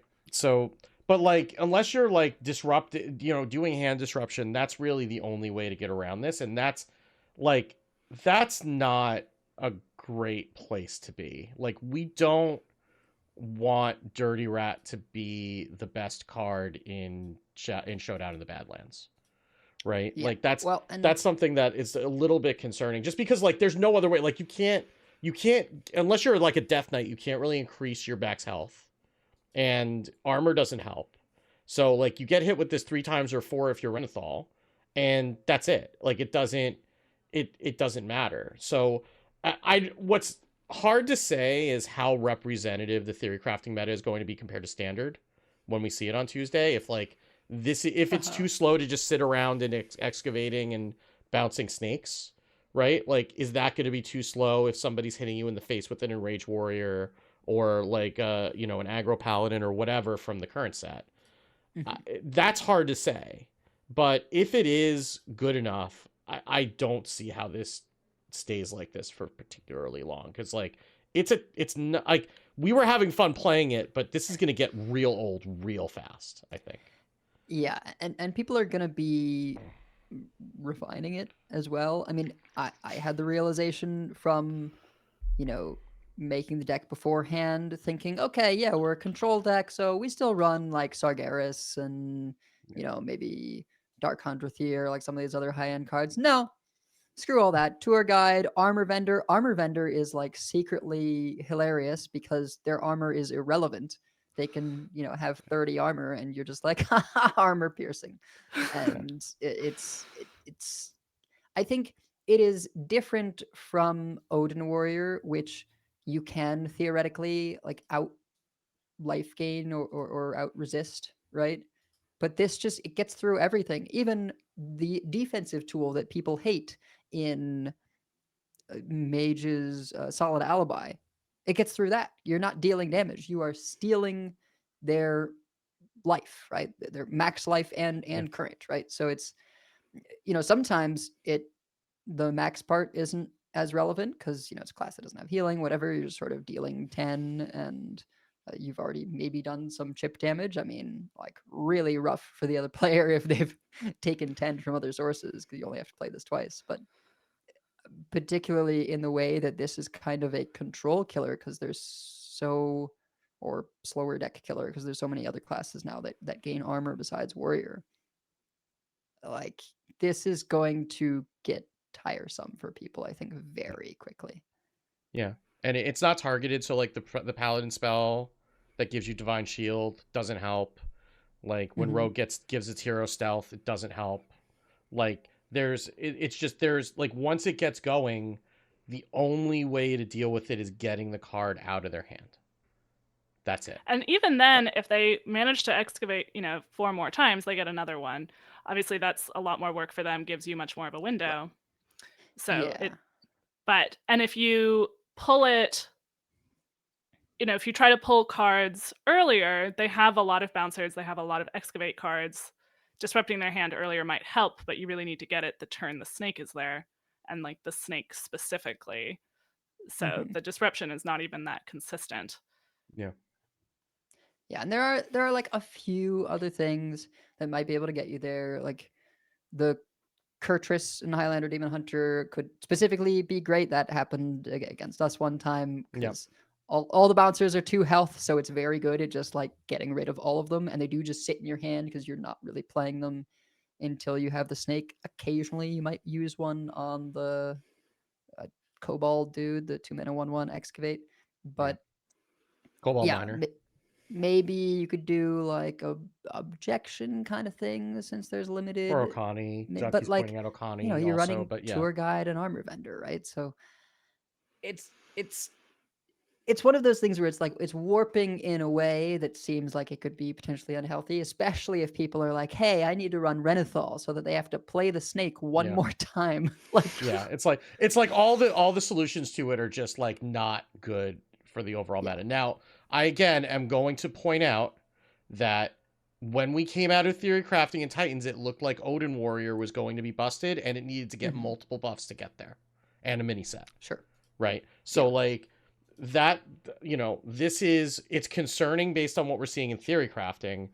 It may not materialize in live, but if it does, I have a hard time seeing how this gets there. And the other thing that's different, like makes me think that this might get changed sooner rather than later, is like if you look at the rest of the legendary excavate treasures, like they're not win cons, right? Like they're value generators, Not in the but same way. not directly, right? Like you're not bouncing like the warrior ox and just generating a bunch of 8 drops. Like it'll get you there, but also like there's counterplay for that. Like it's value, but it's not like it's not like summon 2 copies of Grom Hellscream and do 1 damage to the board, right? Like that's not what it's doing. So that's where this feels like a little bit out of line with the rest of the treasures. Whereas I was saying last night, like if it went down to 5 health, it would still be powerful, but it wouldn't be a win con, right?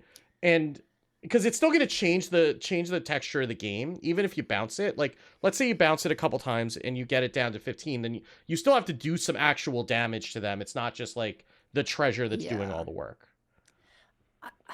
I'm conflicted. And that's going to be over the course of the game, right? Like, they're never going to be... It's like old Jiraxis, right? If they do that 3 times, then it's old Jiraxis where you're setting the health to 15.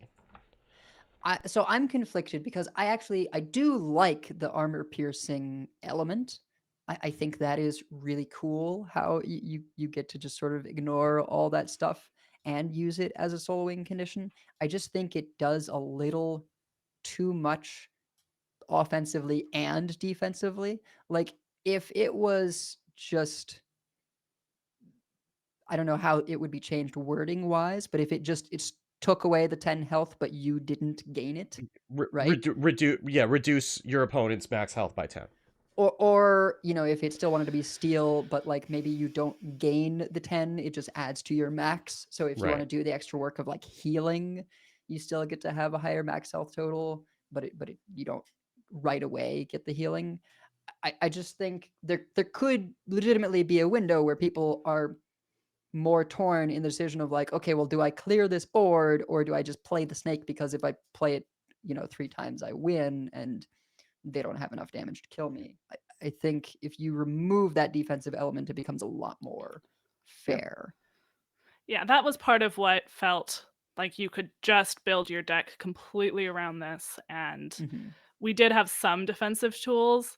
And there was one game where we got a really quick big board that we couldn't deal with. There was at least one. But there was a lot of games where they had an impressive board and we just did not care. So like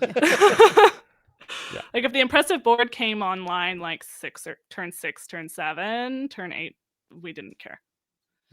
Yeah.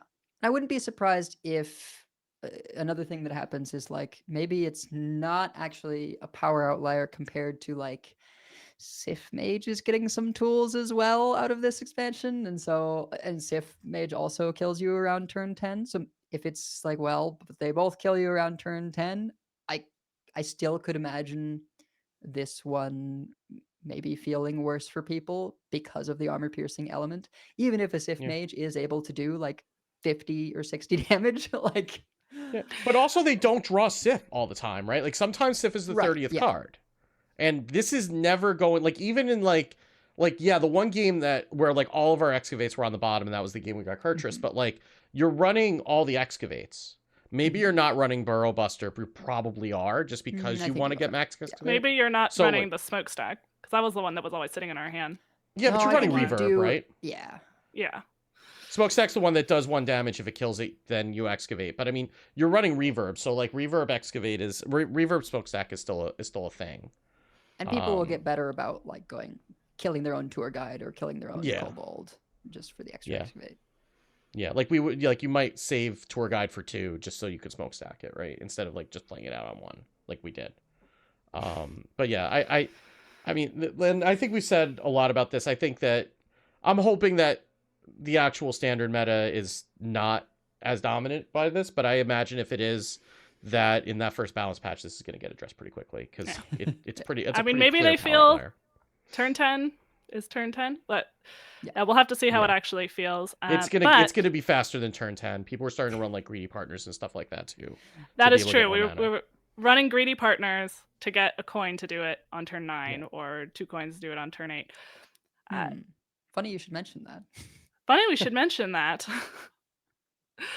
Shall we go slightly out of Yeah. order since we have a perfect transition? Yeah, we So could go Eloise, ahead. Go ahead, Edel. what is another card you're scared of? So greedy partner.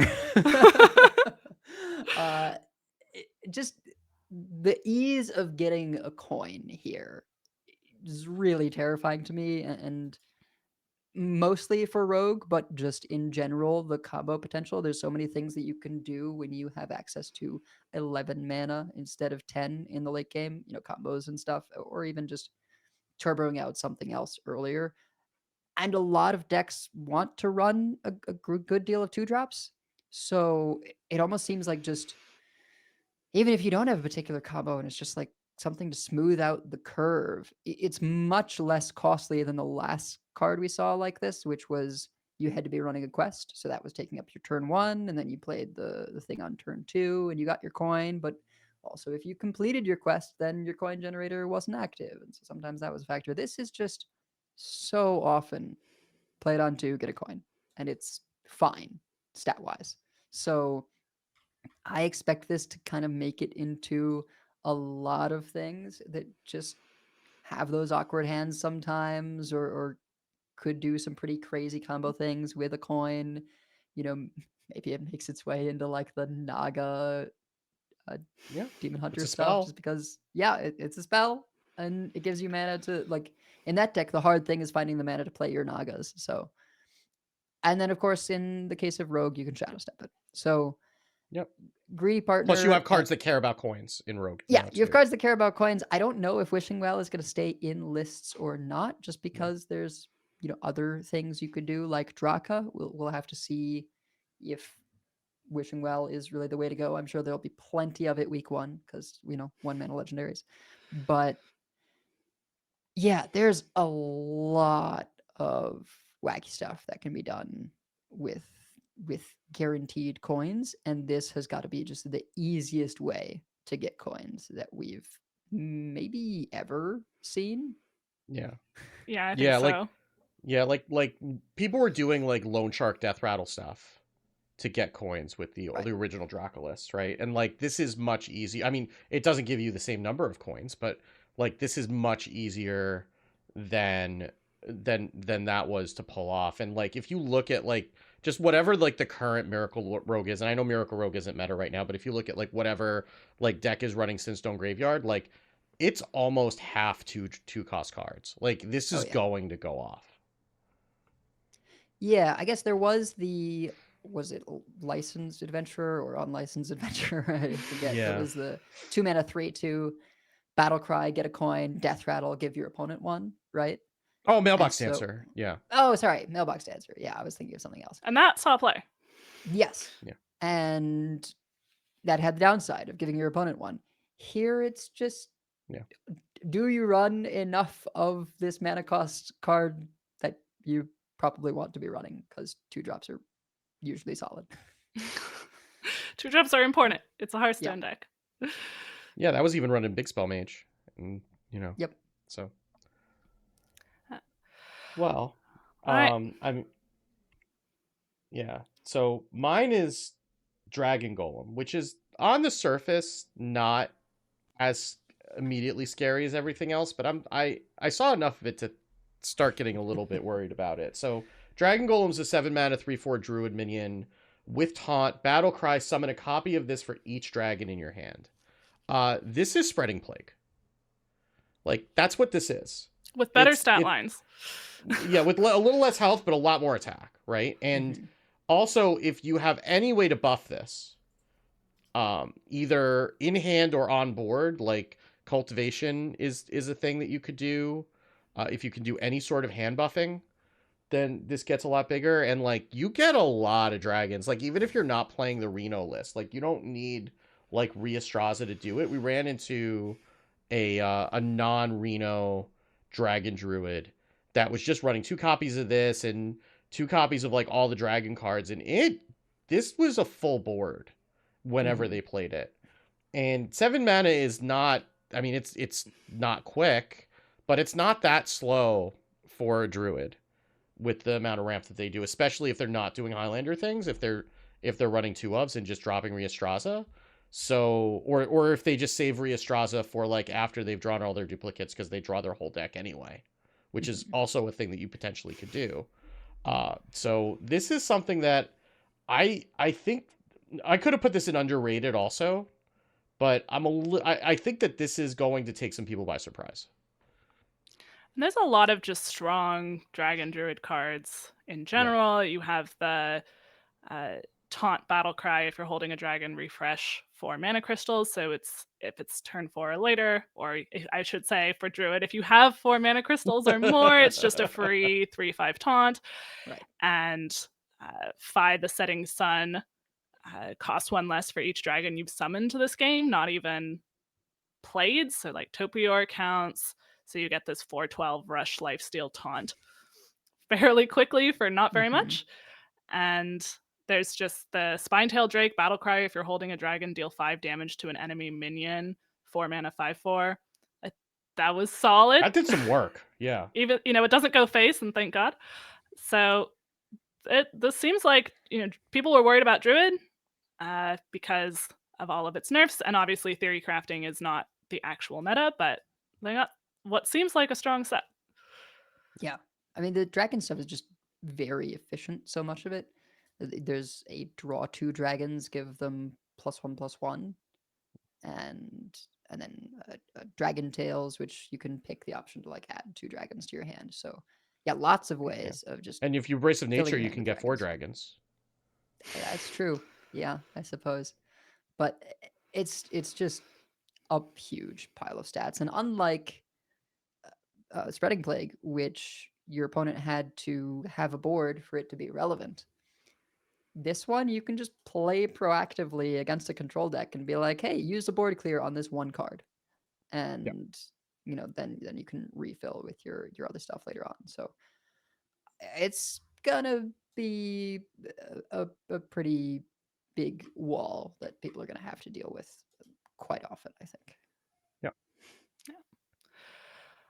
All right, well, and finally, the card that I am scared of is the card you've probably been going, why haven't they talked about this one yet? Which is Reno. I will say I am slightly less scared of Reno than I was before the theory crafting. But maybe that's just because the snake just took over so much in the later part of the stream. In a Reno, just the fact that it is asymmetrical and clears everything, clears locations, clears portals, clears the dragon purified nest from Rhea, and then they only have 1 spot, and that really acts as if your board limit is now 1. So exactly like you hit over 7 minions, except now there's only 1 slot. And the hero power is really good. We definitely did feel that we needed something really powerful to make, that was neutral, to make the Highlander decks come together. But this is very, very powerful. And we were playing a dragon deck that was Highlander. We didn't draw our Reno. They did draw their Reno. They were some other sort of Highlander, and it was just no contest. We also, I think, played a little bit too much. We sort of forgot we needed to wait for this to come down, right? So there is some counterplay there, but it does feel a little bit like in mirrors, it can get down to just who draws their Reno and who doesn't draw their Reno. And then, even after the big effect, the hero power is just so strong. So yeah, or who forces the opponent to Reno first, right? Like, yeah, it's just a mess. I mean, in Druid in particular, where whether the nest is there or not is a big deal, right?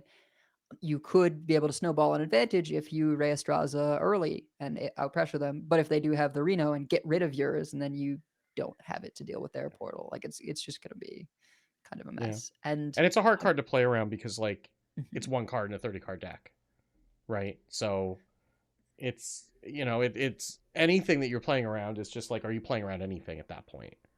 And And I mean, maybe certain a couple things, and maybe decks- this is one of them, but it's hard to play around just because like, what if it's at the bottom of their deck and you're just playing around, you're just not putting stuff on board the whole game, right? Because like they might have Reno, like that's not a way to win either.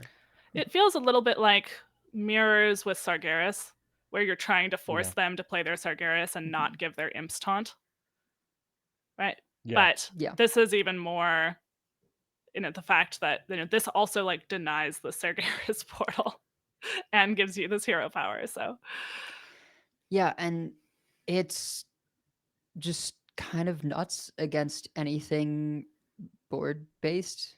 Like the Yeah. fact that you can that they're more controlling as a Highlander list, and you're like, well, I want to try and kill them. Maybe they won't have Reno on 8. Like there's these incentives of I've set up this board, I should hit face. Well, if the Reno player has any minions in play when they Reno, the fact that it's asymmetrical now means, okay, you got your board poofed and they hit you in the face for a bunch.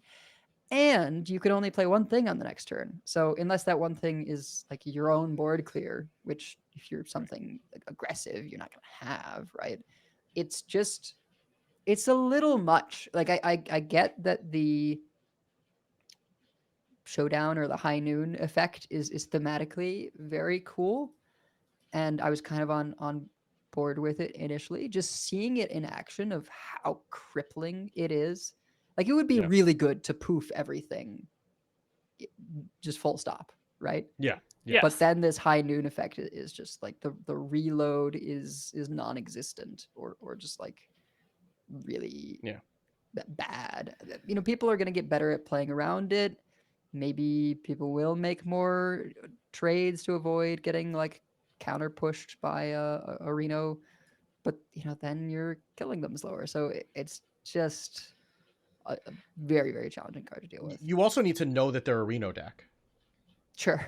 Yeah. Which, you can kind of expect that in theory crafting, but on ladder, like, you may just like we got completely surprised by who would be expecting it in a non-Reno class, but like by the Burgle Highlander rogue, because like we found out when they generated a Kurtrus, but that could have just as easily been they drew Reno, and we wouldn't have known, right? Because like who's expecting it? So you have to know that they're actually a Reno deck before you even know if you should be playing around it or not.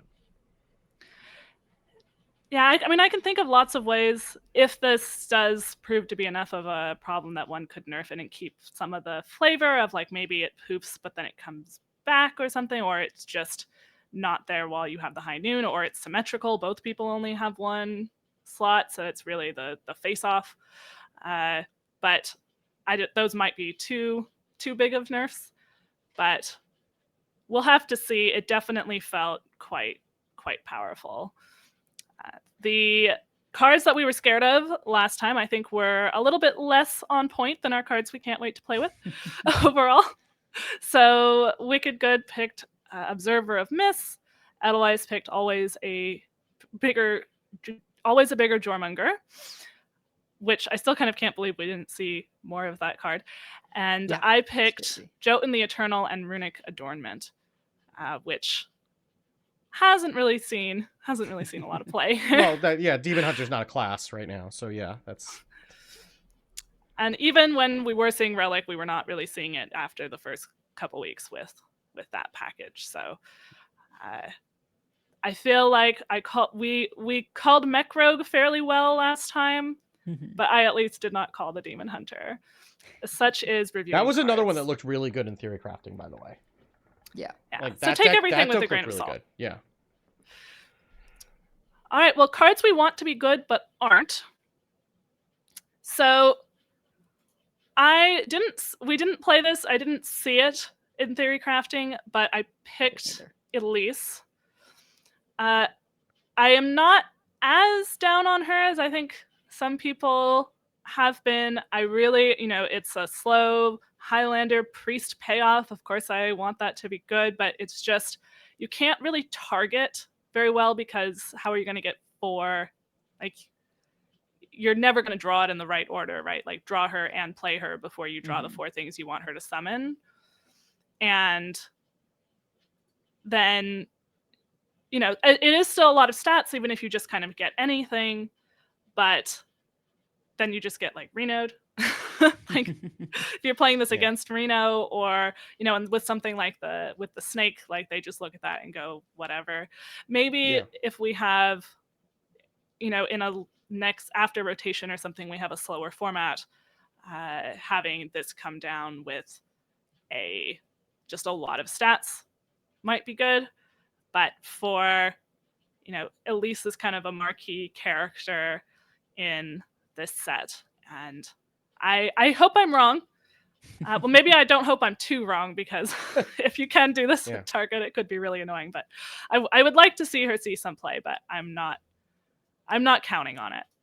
Yeah, I guess the other thing with that, this is another like wrinkle of the theory crafting meta, right? Is that you have a very limited amount of time, relatively speaking, to test decks, and like our first game was Reno Priest, and that took us like 20 minutes or so, and it's like we want to try all the other stuff. We're not going to sit here trying to refine Reno Priest, right? Whereas that's something that maybe would happen more on like a day 1, day 2. And it's also like control decks are always going to need to, adapt to what the meta has. But the flip side of that is also like the way Control Priest wins is just by having enough removal. And I don't know how you do that when you only have 1 copy of everything, because like you're already running a lot of the good removal cards in Control Priest as it is. It didn't get very many, like the cards that it got are not really conducive to a Control Priest in this set. Yeah. And like once you start having to dig the bottom of the barrel for removals, like once you start having to play Mindseer in a non-Shadow Priest, right? Like things get, or like Fight Over Me, right? Like things start to get sketchy in a hurry. And then you also need to have a way to win the game, right? When you only have, like the way you typically win the game is with Power Chord Synchronizing Creation Protocol, and you're now only running 1 copy of those. Right. So like, how are you winning how are you ending a game with that deck? We saw very quickly, I didn't have an answer for that.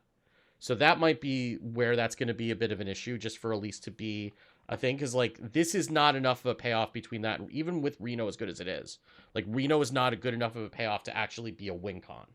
It's a very powerful tool, but it's not a way to win the game. And I don't really see a clear way to do that with a Highlander Priest, like I would with a Highlander Druid, right? Like the way you would win with a Highlander Druid is you stick Rheostrasis Nest, you just have dragons for days, and you have an unending swarm of stuff that your opponent's going to have to deal with. And eventually you should be able to overwhelm them if you can run them out of removal, or if they can't kill you quickly enough. Priest doesn't have that. Like the stuff that it got is not really conducive to be able to run in a Highlander deck. It's a lot more for, I mean, they're useful tools, but like even like Pip the Potent, you don't have enough 1-cost spells, 1-cost cards really to be able to build around in a Highlander deck to make use of it, right? So it's a little bit weird that way. So I don't know how you, like, I think the card is fine. I just don't know how the deck comes together.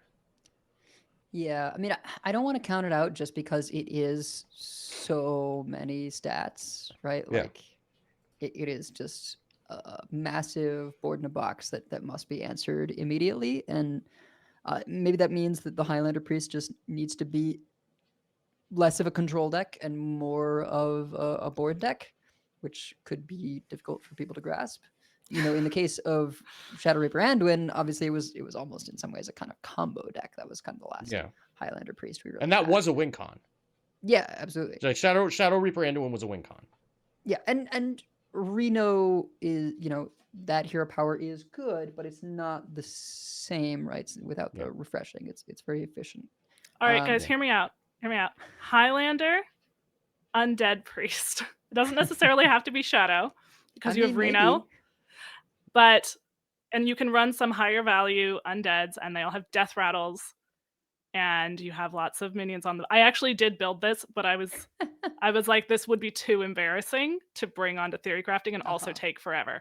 But possibly Yeah. for day one, where it's possibly more embarrassing than theory crafting. But I'm curious about it, because if we do, this is a board, so Yeah. I think I mean, you that's do how have to control that's how control priest was before rotation, right? Like that was how you built control priest, was undead priest, because you had like undying disciple, and you had spirit god and stuff like that. You Mhm. don't really have those now. Like the only undeads that priest has that cost more than 4 are Svalna and Katrina Muerte. Right. And like the undeads that like there are then some you in start talking. neutrals. Yeah, I mean, Yeah. you've got like Thaddeus, which I mean is kind of whatever. Like Shatterskin Gargoyle is not really the same.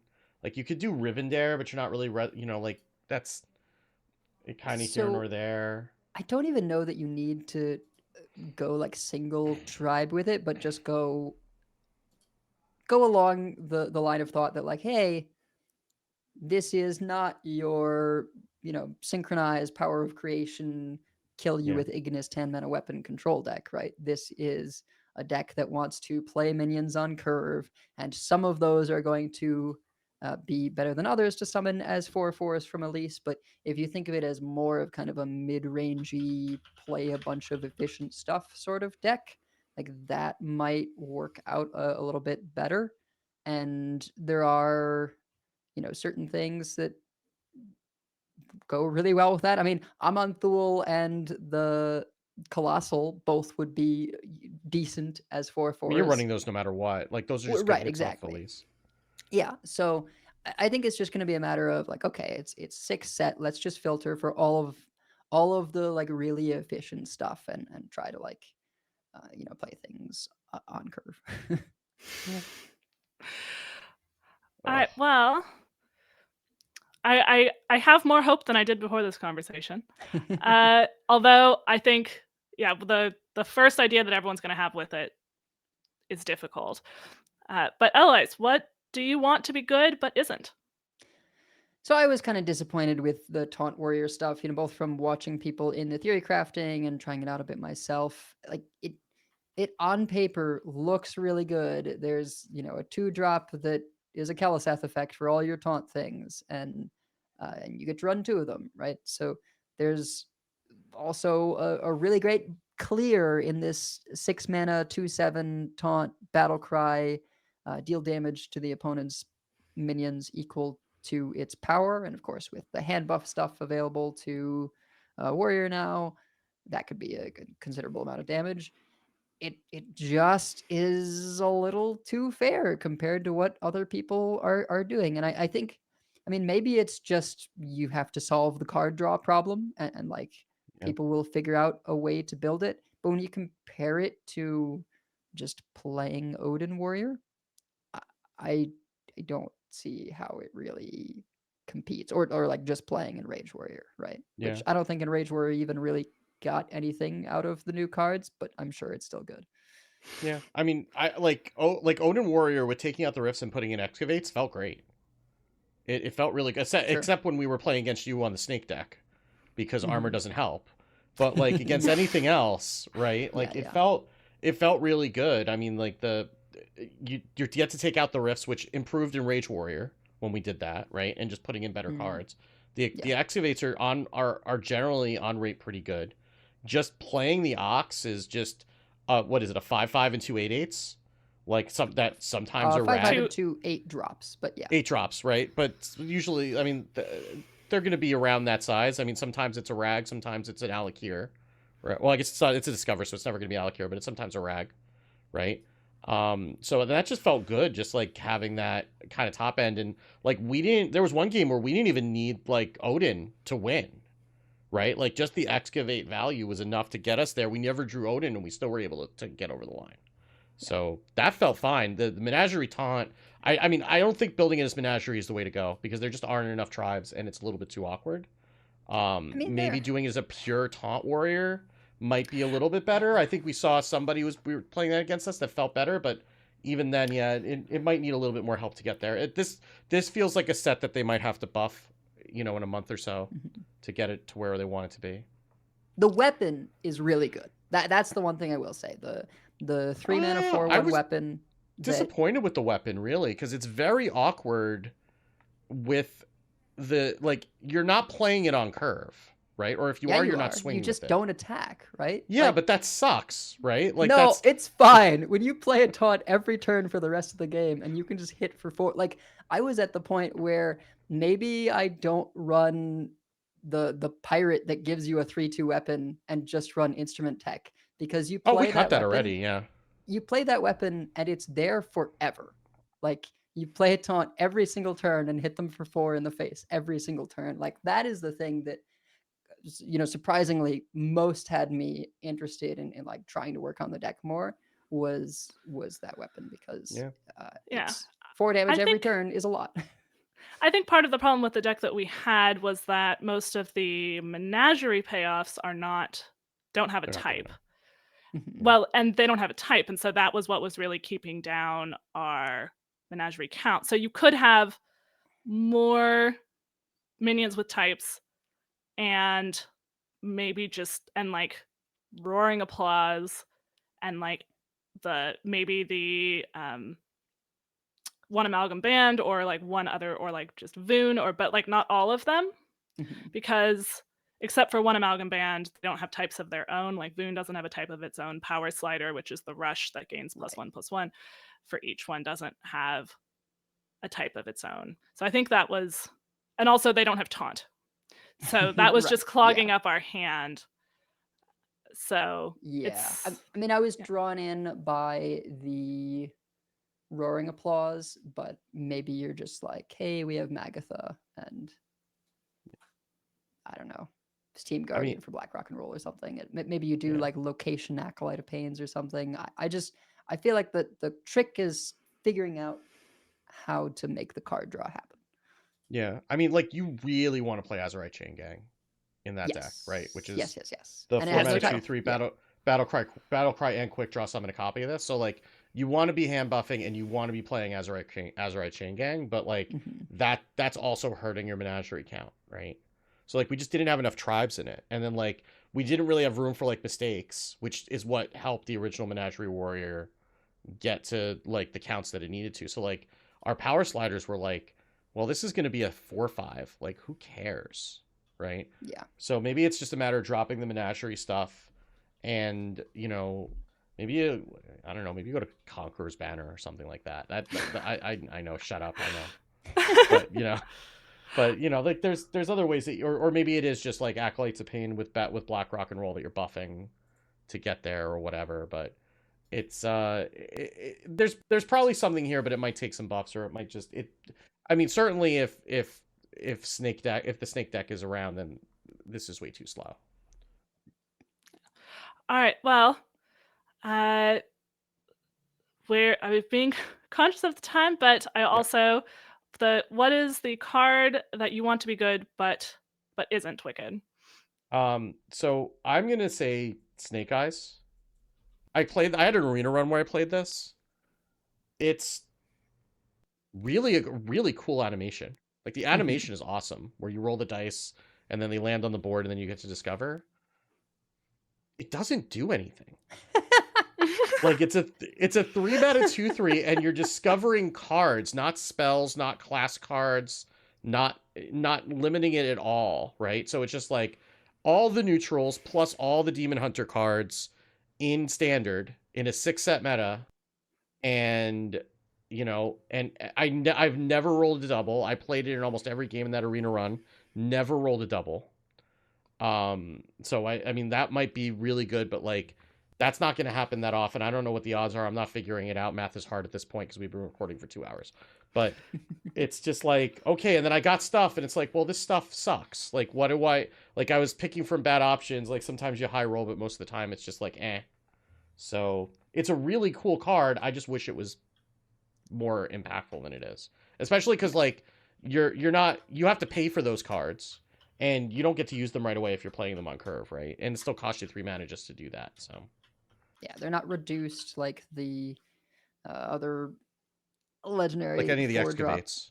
Yeah. Well, or like the 4-drop 3/3 that gives you 2 outcast cards on either side, and they cost 2 Yeah. less, right? Or No Nerubian reduction. Vizier, or yeah. They're also not guaranteed class cards, right? It's discover a card, cards of those costs. So yeah, Yeah. it's just a little lackluster. Yeah, I mean, like the forge minion and like Nerubian Vizier are just spells, which are even like a subset of class cards, right? Like that's a pretty good pool. Like just getting like 3 neutral minions, like, well, thanks. Here, oh, I rolled a 1. Let me get 3 neutral 1-drops. Fantastic. This was worth my time. This is not Twist, after all. Right. Of the cards we wanted to be good but weren't last set, I said False Disciple, which is definitely not good. I'm not quite sure why I wanted it to be good, but it's funny, I think. Edelweiss said Plagues, at least for now, which was certainly accurate. It's fair. And Wicked Good said Imprisoned Horror. Has not seen a single play in 4 months. Not since the actual theory crafting. All right, so for cards we think are over or underrated, for the second expansion in a row, we all picked underrated. So it's kind of easier to figure out, I feel like. I don't know. Yeah. I mean, I get on my high horse occasionally, but this time I'm like the set overall is good, right? So I think that, and I don't think people have really let the hype get away from them on a lot of stuff, and when they have, like, the hype's been justified, like with the snake. So yeah. But yeah, like I went with Tram Conductor Gary. It says it's pronounced like GIF, so I'm calling him Gary. But okay, because I'm not getting tricked by that. But which is the 7-mana 4/4. If you've excavated twice, summon 6 3/3 cars with Rush. Important note that Gary is in the locomotive, and all of the cars spawn to the right of him. So it looks like it's a train that's going the length of the board, which is very cool.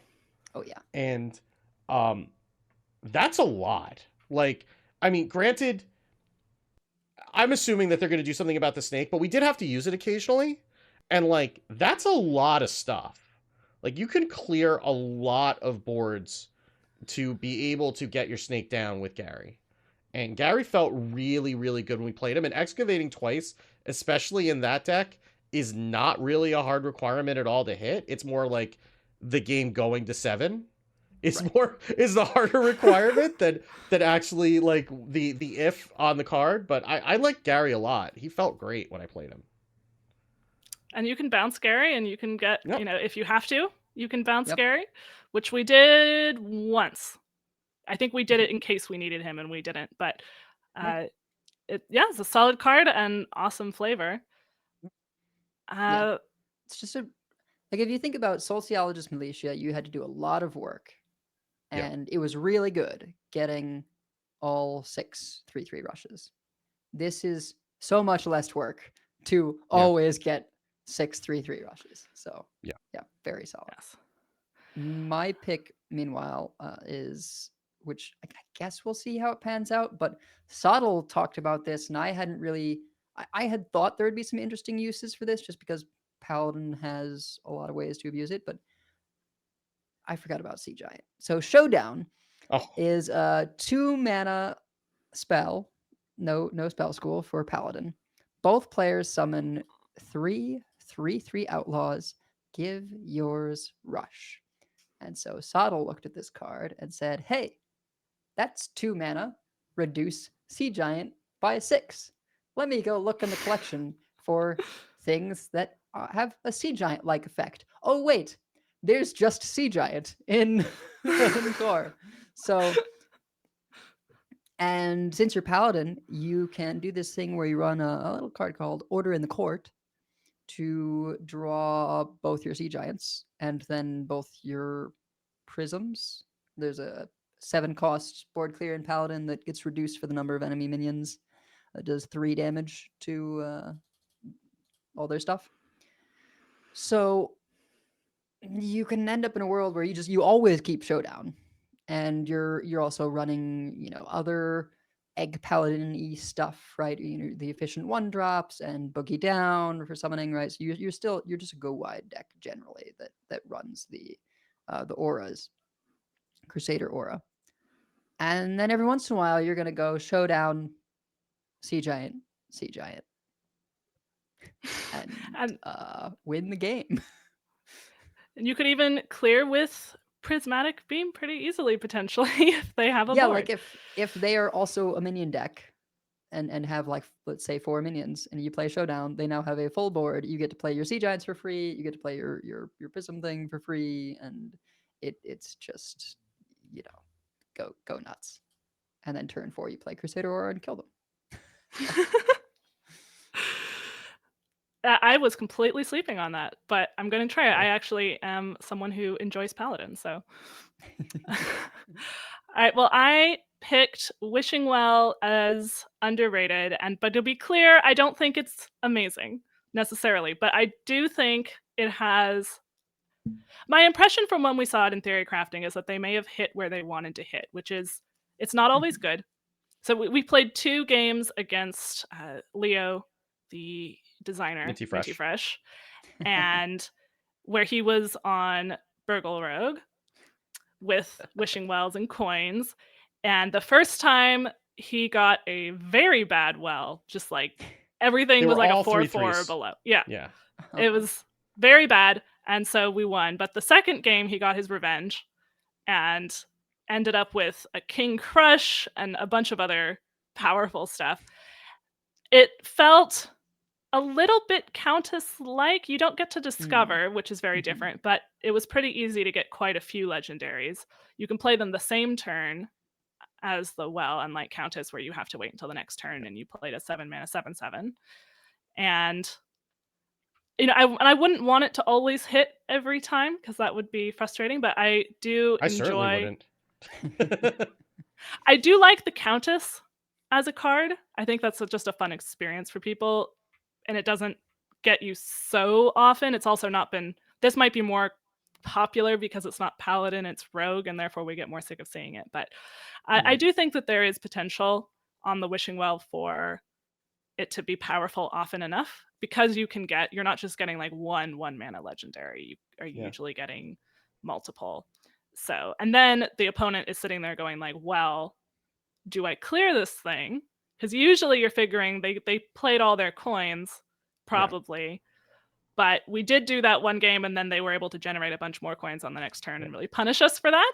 Yeah. And that was, I think, they the said- game with the Kurtrus. They said, "Oh, you left that up." Well, actually, and yeah. So it sets up that decision also. So Yeah, I and trading think- into an 07 just like hurts your soul. Like having to Yeah, trade to a 07. So I don't think it's just a meme, is why I'm saying that I think it is underrated. And it will certainly get a lot of play in the first week, I'm sure. It's the Yeah. kind of card that will. Yeah, it'll get a lot of play, and then people will play Draka, and then Draka will cost 6 or something, and then it'll get a lot of play again. That sounds quite plausible. So the cards we thought were underrated last set, Wicked Good picked Lab Constructor, which got nerfed. Yep. Allies picked Steam Guardian, which is seeing quite a bit of play. It's Corin Ordered I Warrior, so picked- yeah. Khazgaroth, which it's okay, but it doesn't really see play. So Yeah. probably was actually most people pitching it about right. Lastly, we have cards we don't understand. So I picked Velarok Windblade, which we did talk about a little bit when it was revealed, so we don't need to go through it too much, but it's a 3-mana 3/3 legendary rogue card. While this is in your hand, play 3 cards from other classes to reveal Velarok's true form, which is a 3/6 charge dragon. After this attacks, discover a card from another class. It costs 3 less. We saw someone do this when we were playing the snake, and it was like, cool, you did the thing, now you're dead. It's just so hard for not that much payoff. So it just didn't seem. I don't understand why you work that hard. You have to play it while it's in your hand, not even just add to your hand, not even just have played this game. Yeah. I think it's proof that just because something says charge doesn't mean it's overpowered. Yeah. I mean, I guess the only thing I can think of is that you could play it like after the Wishing Well turn, because then you're definitely going to have, like, almost certainly have fulfilled the condition, but also you've just played like 3+ random legendaries onto your board. If that's not enough, why is a 3/6 charge that's going to give you 1 card going to matter one way or the other? So, yeah. Yeah. All right. Eloise, what did you pick as a card you don't understand? So my card I don't understand is one of the ones that they gave a signature to, which I always feel a little funny when they give signature art to a card that I'm like, but this is just bad. Why would you do this to people? And this is High Noon Duelist. So High Noon Duelist, a 3-mana 4/3 Death Rattle. Death Rattle. Why a Death Rattle? Both players draw, like a showdown, right? Like a duel, except it's just draw a card. Destroy the card that costs less. So I guess you play this in a deck that runs big things to just troll the opponent and sometimes blow up their like it's not any specific kind of tech card, right? You just hope that you burn something important. Like this is for the Ticketus enjoyers out there, except you're not even sure that they're going to be the ones burning a card, because if you're playing a deck of big things, you still usually need some cheap things to keep you alive until the later game. So why? I figured it out. Okay, hear me out. Oh no. Okay, so you play Algalon the Observer. No. And then you know what's on top of their deck, and then you can blow it up with the High Noon Duelist. That's the combo. That's what we're doing. Yeah, And a then bunch you die of dredge because you're playing effects back to cards make in your deck. And it's a death rattle, though, so you have to kill it the Oh, turn God. that you. Yeah. But if you shallow grave it, you get to do it twice. Mhm, Yeah. I suppose. Not sure this helps me understand, really. Yeah. I mean, Alright, it helps well- you understand my broken brain, I guess, is what it does. But yeah. That is true. Uh, Well, what does your broken brain not understand, Wicked? well, I had a whole bunch of priest cards to choose from. I could have said Tram Heist. I could have said the one that summons a 4/4 from the opponent's hand, but we didn't actually play either of those cards yesterday. We did play Swarm of Lightbugs, and I'm even more confused about it now than before I played with it, because I just don't understand why we ever want to do this. Like, the 1/1s they have lifesteal, but they're 1/1s. They're very easy to clear. You at most get 7 of them, so maybe you get to heal a little bit if your opponent trades them off, when they're probably just going to ignore them. And then you get to, your reward is that you get to make more of the things that you didn't want in the first place. And it costs like- 5. And it costs 5. Like, Five's a I lot. I put this in as a 10th card, right? Just to Mhm. as a 10th card from the expansion, because we were already playing like bottle stuff. And I'm like, okay, well, I don't know what else to put in. I don't want to put in any more minions into whatever deck it was. So, like, let's just put in Swarm of Lightbugs. And every time I played it, I regretted my decision immediately. And it just, like, you're filling up your board also, which is sometimes not something you want to do. And it's like, I just don't understand what the use case is for this. Like, when do you want to do this? Because I don't really know why this is ever an effect I want to even pay 1 for, let alone 5. Or really copy with Pip the Potent, right? Like, it Yeah, goes like- with the... There's other 1-cost things Yeah, for that like, 1-cost deck. That's actually taking up a room in my hand now that could be used for anything else, right? Like, I do not get it. Yeah, you're not killing your opponent with these light bugs. You're not really stemming the tide very much, by turn 5, trying to like weaken some of their things on board. It's Yeah. just You don't have board buffs very as awkward. priest. Yeah, Like, if you They were don't have druid, rush. like if you were Mhm. druid and you could cultivate or whatever, right? Like, sure, fine, great. But like, or you could like play drum circle and make them all like, 3/5 taunt lifesteal. That would be amazing. Right. You don't have any of that in pre, so what are you doing with these 1/1s? I don't get it. Even if they just had Rush, Yeah. you know, like Yeah. Lifesteal Rush. Okay, Great. maybe I'll Yeah, sign me pay up. 5. Yeah. That I Yeah. mean, yeah. I- And then I get a well- 1 cost, then maybe I want to copy it. But I mean, maybe if you get a drum circle off of Identity Theft and you play this, and then you play the 1 cost spell, and then you play the drum circle. Okay, then in that game you lived your best life. But otherwise, like, I don't know what we're doing with this card. I really don't. all right, well, cards we don't understand from last set. I picked Disguise Kathir, which I'm literally going to have to look up. It's the one That was the that Chameleos, except transforms. from their deck. Yeah. Yeah. Yes. Yeah. Seem to have a theme for transforming cards. Yes. And Edelweiss picked Amanthul, which the argument at the time was, why is this card so insane? Why is this allowed to exist? It is Yeah. still really insane, but it turns out it's because the decks it's in were actually fine. So, Yeah. yeah.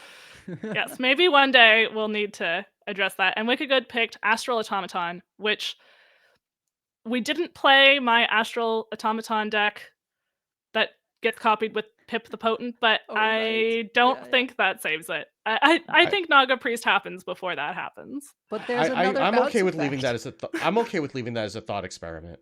I'm okay with that. All right. Well, I think that is all of our cards. So there are many folks we'd like to thank. Check out our thanks section on the website at coinconcede.com, where you can also find our contact info, our show notes, and our Patreon information. You can monetarily support our show at patreon.com/coinconcede. Join us every week live by following us on Twitch at twitch.coinconcede.com. Join our community chats in our Discord at discord.coinconcede.com, and write into our email at coinconcede@gmail.com. Follow us on Twitter, as well as like, share, and follow us on Facebook at facebook.com/coinconcede. If you'd like some CC swag, head on over to our shop at shop.coinconcede.com. Big thanks to our producers, Number Theory, Kresh, Beef Squatch, David P., Walu, Jeremy T., Bottle Caps, Grumpy Monk, The Burger Club, Kirk Regan, Forgiven One, Enraged Chicken, Crisley Bear, and The Grand Arcanum. And I do have a brief announcement here from our friends over in the Hearthstone Facebook group. For those of you who may not know, as I was not aware until I was the prime communicator with this group, there's a Hearthstone in Facebook group run by Robert Miskell. And they just post, creative like card ideas or just any kind of Hearthstone stuff. And when I remember, I need to be better about this, but I try and post our episodes there each week. They are doing a giveaway, and so I've got a script here. The In Hearthstone group on Facebook is hosting a Showdown in the Badlands giveaway. You can get more info by checking out the post. Sample, in their it is- group. Good luck, everyone. And so it's kind of a scavenger hunt clue situation. So our clue that we are giving out to anyone who's listening for it is fan made these creations be. Friday is where you can see. There was a little bit of a miscommunication in that we're recording, usually we record Thursday, but we're recording Friday today, and it probably won't get posted till Saturday. So I'm gonna do my best to edit this tonight so that it gets posted Saturday and not Sunday. But if you are getting this sort of later on and going back through the backlog on the Facebook group, just check through the posts to look for those other clues. It should be there. So thank you to Robert for giving all of the Facebook folks and our listeners that opportunity to win a bundle. And thank you to GoTricks2 for the gifted sub during the show. And that brings us to Coin Concedes. Oh, I guess I can start. I'm in a coin concede to the Hearthstone community team for including us in Theory Crafting, first of all, because Yeah. it is an honor to get to do it, and it's a lot of fun, and I'm very glad that we have the opportunity, and we want to make sure to thank them. And I also want to thank the Hearthstone social team for featuring a clip of me discovering all of the snake traps that have ever existed in Hearthstone that they posted out yesterday. So that was pretty cool. They have a whole bunch my notifications on Twitter blowing up for a good reason. So that was cool. And also Coin Concede to Baby Bear, who's when she got back from BlizzCon, her apartment had been broken into, and they had stolen pretty much, I think, just like the laptop that she streams off of and like one or two other things. And money. right? and money, Money, though. but like that's pretty devastating as a creator to lose the one machine that runs your stream, which is effectively her livelihood. So there is a GoFundMe set up to be able to donate to help her replace that. And I hope that ends up working out for her in the end, because like, I mean, she's a sweetheart. We got to meet her at BlizzCon, and John Bray is too, but he's also a sweetheart, but he's not the one who got burglarized. But it sucks, like, especially like at the beginning of an expansion when you're going to be doing most of your content, and then have have a good experience for like that, and then have something like this happen. It sucks, and I hope that it ends up working out for the best for her in the long run, and all the well wishes for her. I will put the link to that in the show notes, as well as you can find it on Twitter. And for you, Megasa, Coin Concedes? I will coin concede to everyone who was either able to or watch later some of the streams that we've been having, the theory crafting and the stream that we're having now, which especially it's a bit out of time and didn't have a lot of notice. So thank you to our watchers here, and just really being active and supportive. And we're hearing from some people who were talking about things that they've like learned from the show and from the Enrage Warrior episode. So we just really appreciate that. And for those of you who made decks for us, whether or not we were able to play it on stream, we really appreciate that and like to feature those as well. And we will be doing a marathon stream on the day one of the expansion, and I will actually also be streaming. So Yay. we will start with Edelweiss, and then she will raid into me, and then that will raid into Wicked Good. So we're really excited. Pretty much any time that you have on expansion launch day, we will post this to Twitter and on the Discord, and you can search for any of our Twitch. Mine doesn't actually exist as a channel yet, but it will be Megasa. If you look for Megasa, you will find me. And just really excited to participate in that day one stream. And because of the mass pack openings, we may have less actual pack opening time, but we'll have to decide how we want to do that. I mean, you still can do it individually if that's part of your thing. I imagine Wicked, you will be. But Well, we might open Maureen's individually, and then mine with a mass pack opening, because it gets long after a while. Also, before I forget, also Coin Concede to everybody who came up to us at BlizzCon. Yes, absolutely. And we like, which I was. I mean, that you're on a show like this, and it's been 4 years since we've had a BlizzCon, and I was not part of the show the last time the BlizzCon was together, and neither of you were there. But it really does mean a lot to have people like recognize you and come up to you and say that you enjoy the show and how much it means to you, and especially that they're happy that we're continuing to do it, after Ridiculous Hat left, which is, obviously would be a concern for anyone, ourselves included to some extent. And but it does mean a lot to to hear, like I said to a few people, like, that people are downloading the episode, but you never know if people are actually listening to it, other than the people who we have in stream, right? So it always does mean a lot to hear from people that are listening to the show, and that it means something to them, and that that gives us a lot of energy too. Not that there's any doubt of us keeping it going, obviously, but every creator goes through hills and valleys, and that's the kind of thing that fuels your battery for the future. Yeah, and especially knowing that, I mean, I didn't realize how many devs that just aren't really active on social media and stuff. I mean, it's pretty cool to have the people that make the game that we put so much of our lives into and talk about so much come up and say, hey, I'm a fan of the work that you do, right? Like, we're a fan of their work, they're a fan of our work. It's really cool. It's really cool. And yes, Coin Concede to you, all of you, and had people who were having some of the same, when I had this experience as a listener when I joined the Discord and started talking to the hosts, and I was like, oh my gosh, I know who I am and are using my name. because you spend all this time listening to someone, and especially for people who listen every week, which I was doing, and really feel like you get to know them, and so we really appreciate hearing from you as well. So then I'm going to wrap up with my specific coin concedes. First off, to Smarms, who streamed 11 hours on the day of theory drafting. Oh my God. Because, and I mean, perhaps not exact words, but for the most part, this is a quote. She said, "I didn't want to bother Hat to ask whether I was the first group or the second group, so I just streamed the whole time." Oh my God. And, paid off, I suppose, because at the end of our theory cast, we ended up rating her. I had nothing to do with this, by the way, just saying.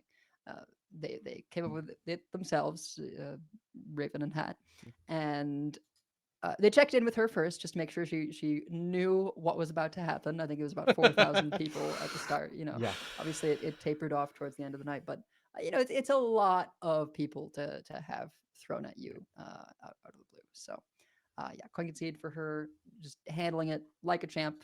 I suppose to Gimpy as well for being the mod in that time. And then I have a happier coin concede to Baby Bear and John Bray. While they did have this misfortune with the burgling, and I hope everyone who can contributes to the GoFundMe so they can get a streaming laptop again. They're getting married. So Yay. I believe it was like 10 days from when I talked to them at BlizzCon. So it's like really maybe happened by the time you hear this or this weekend. And they're having a very small, intimate wedding, similar to what I did, just probably like the 40, 50 people range, just very close family in a small location, everything, which I think is just like the way to go. Yep. It's so much less stress, but huge congratulations to them. And, they continue to be our sort of pro Hearthstone celebrity couple. So, Yeah. So, I mean, that's going to do it. And next time you'll hear from us will be on release day on our streams. And then we'll talk about what what it feels like right after. But until then, keep calm and put your snacks on a train. And if you see us on ladder, coin concede. Coin concede. Coin concede.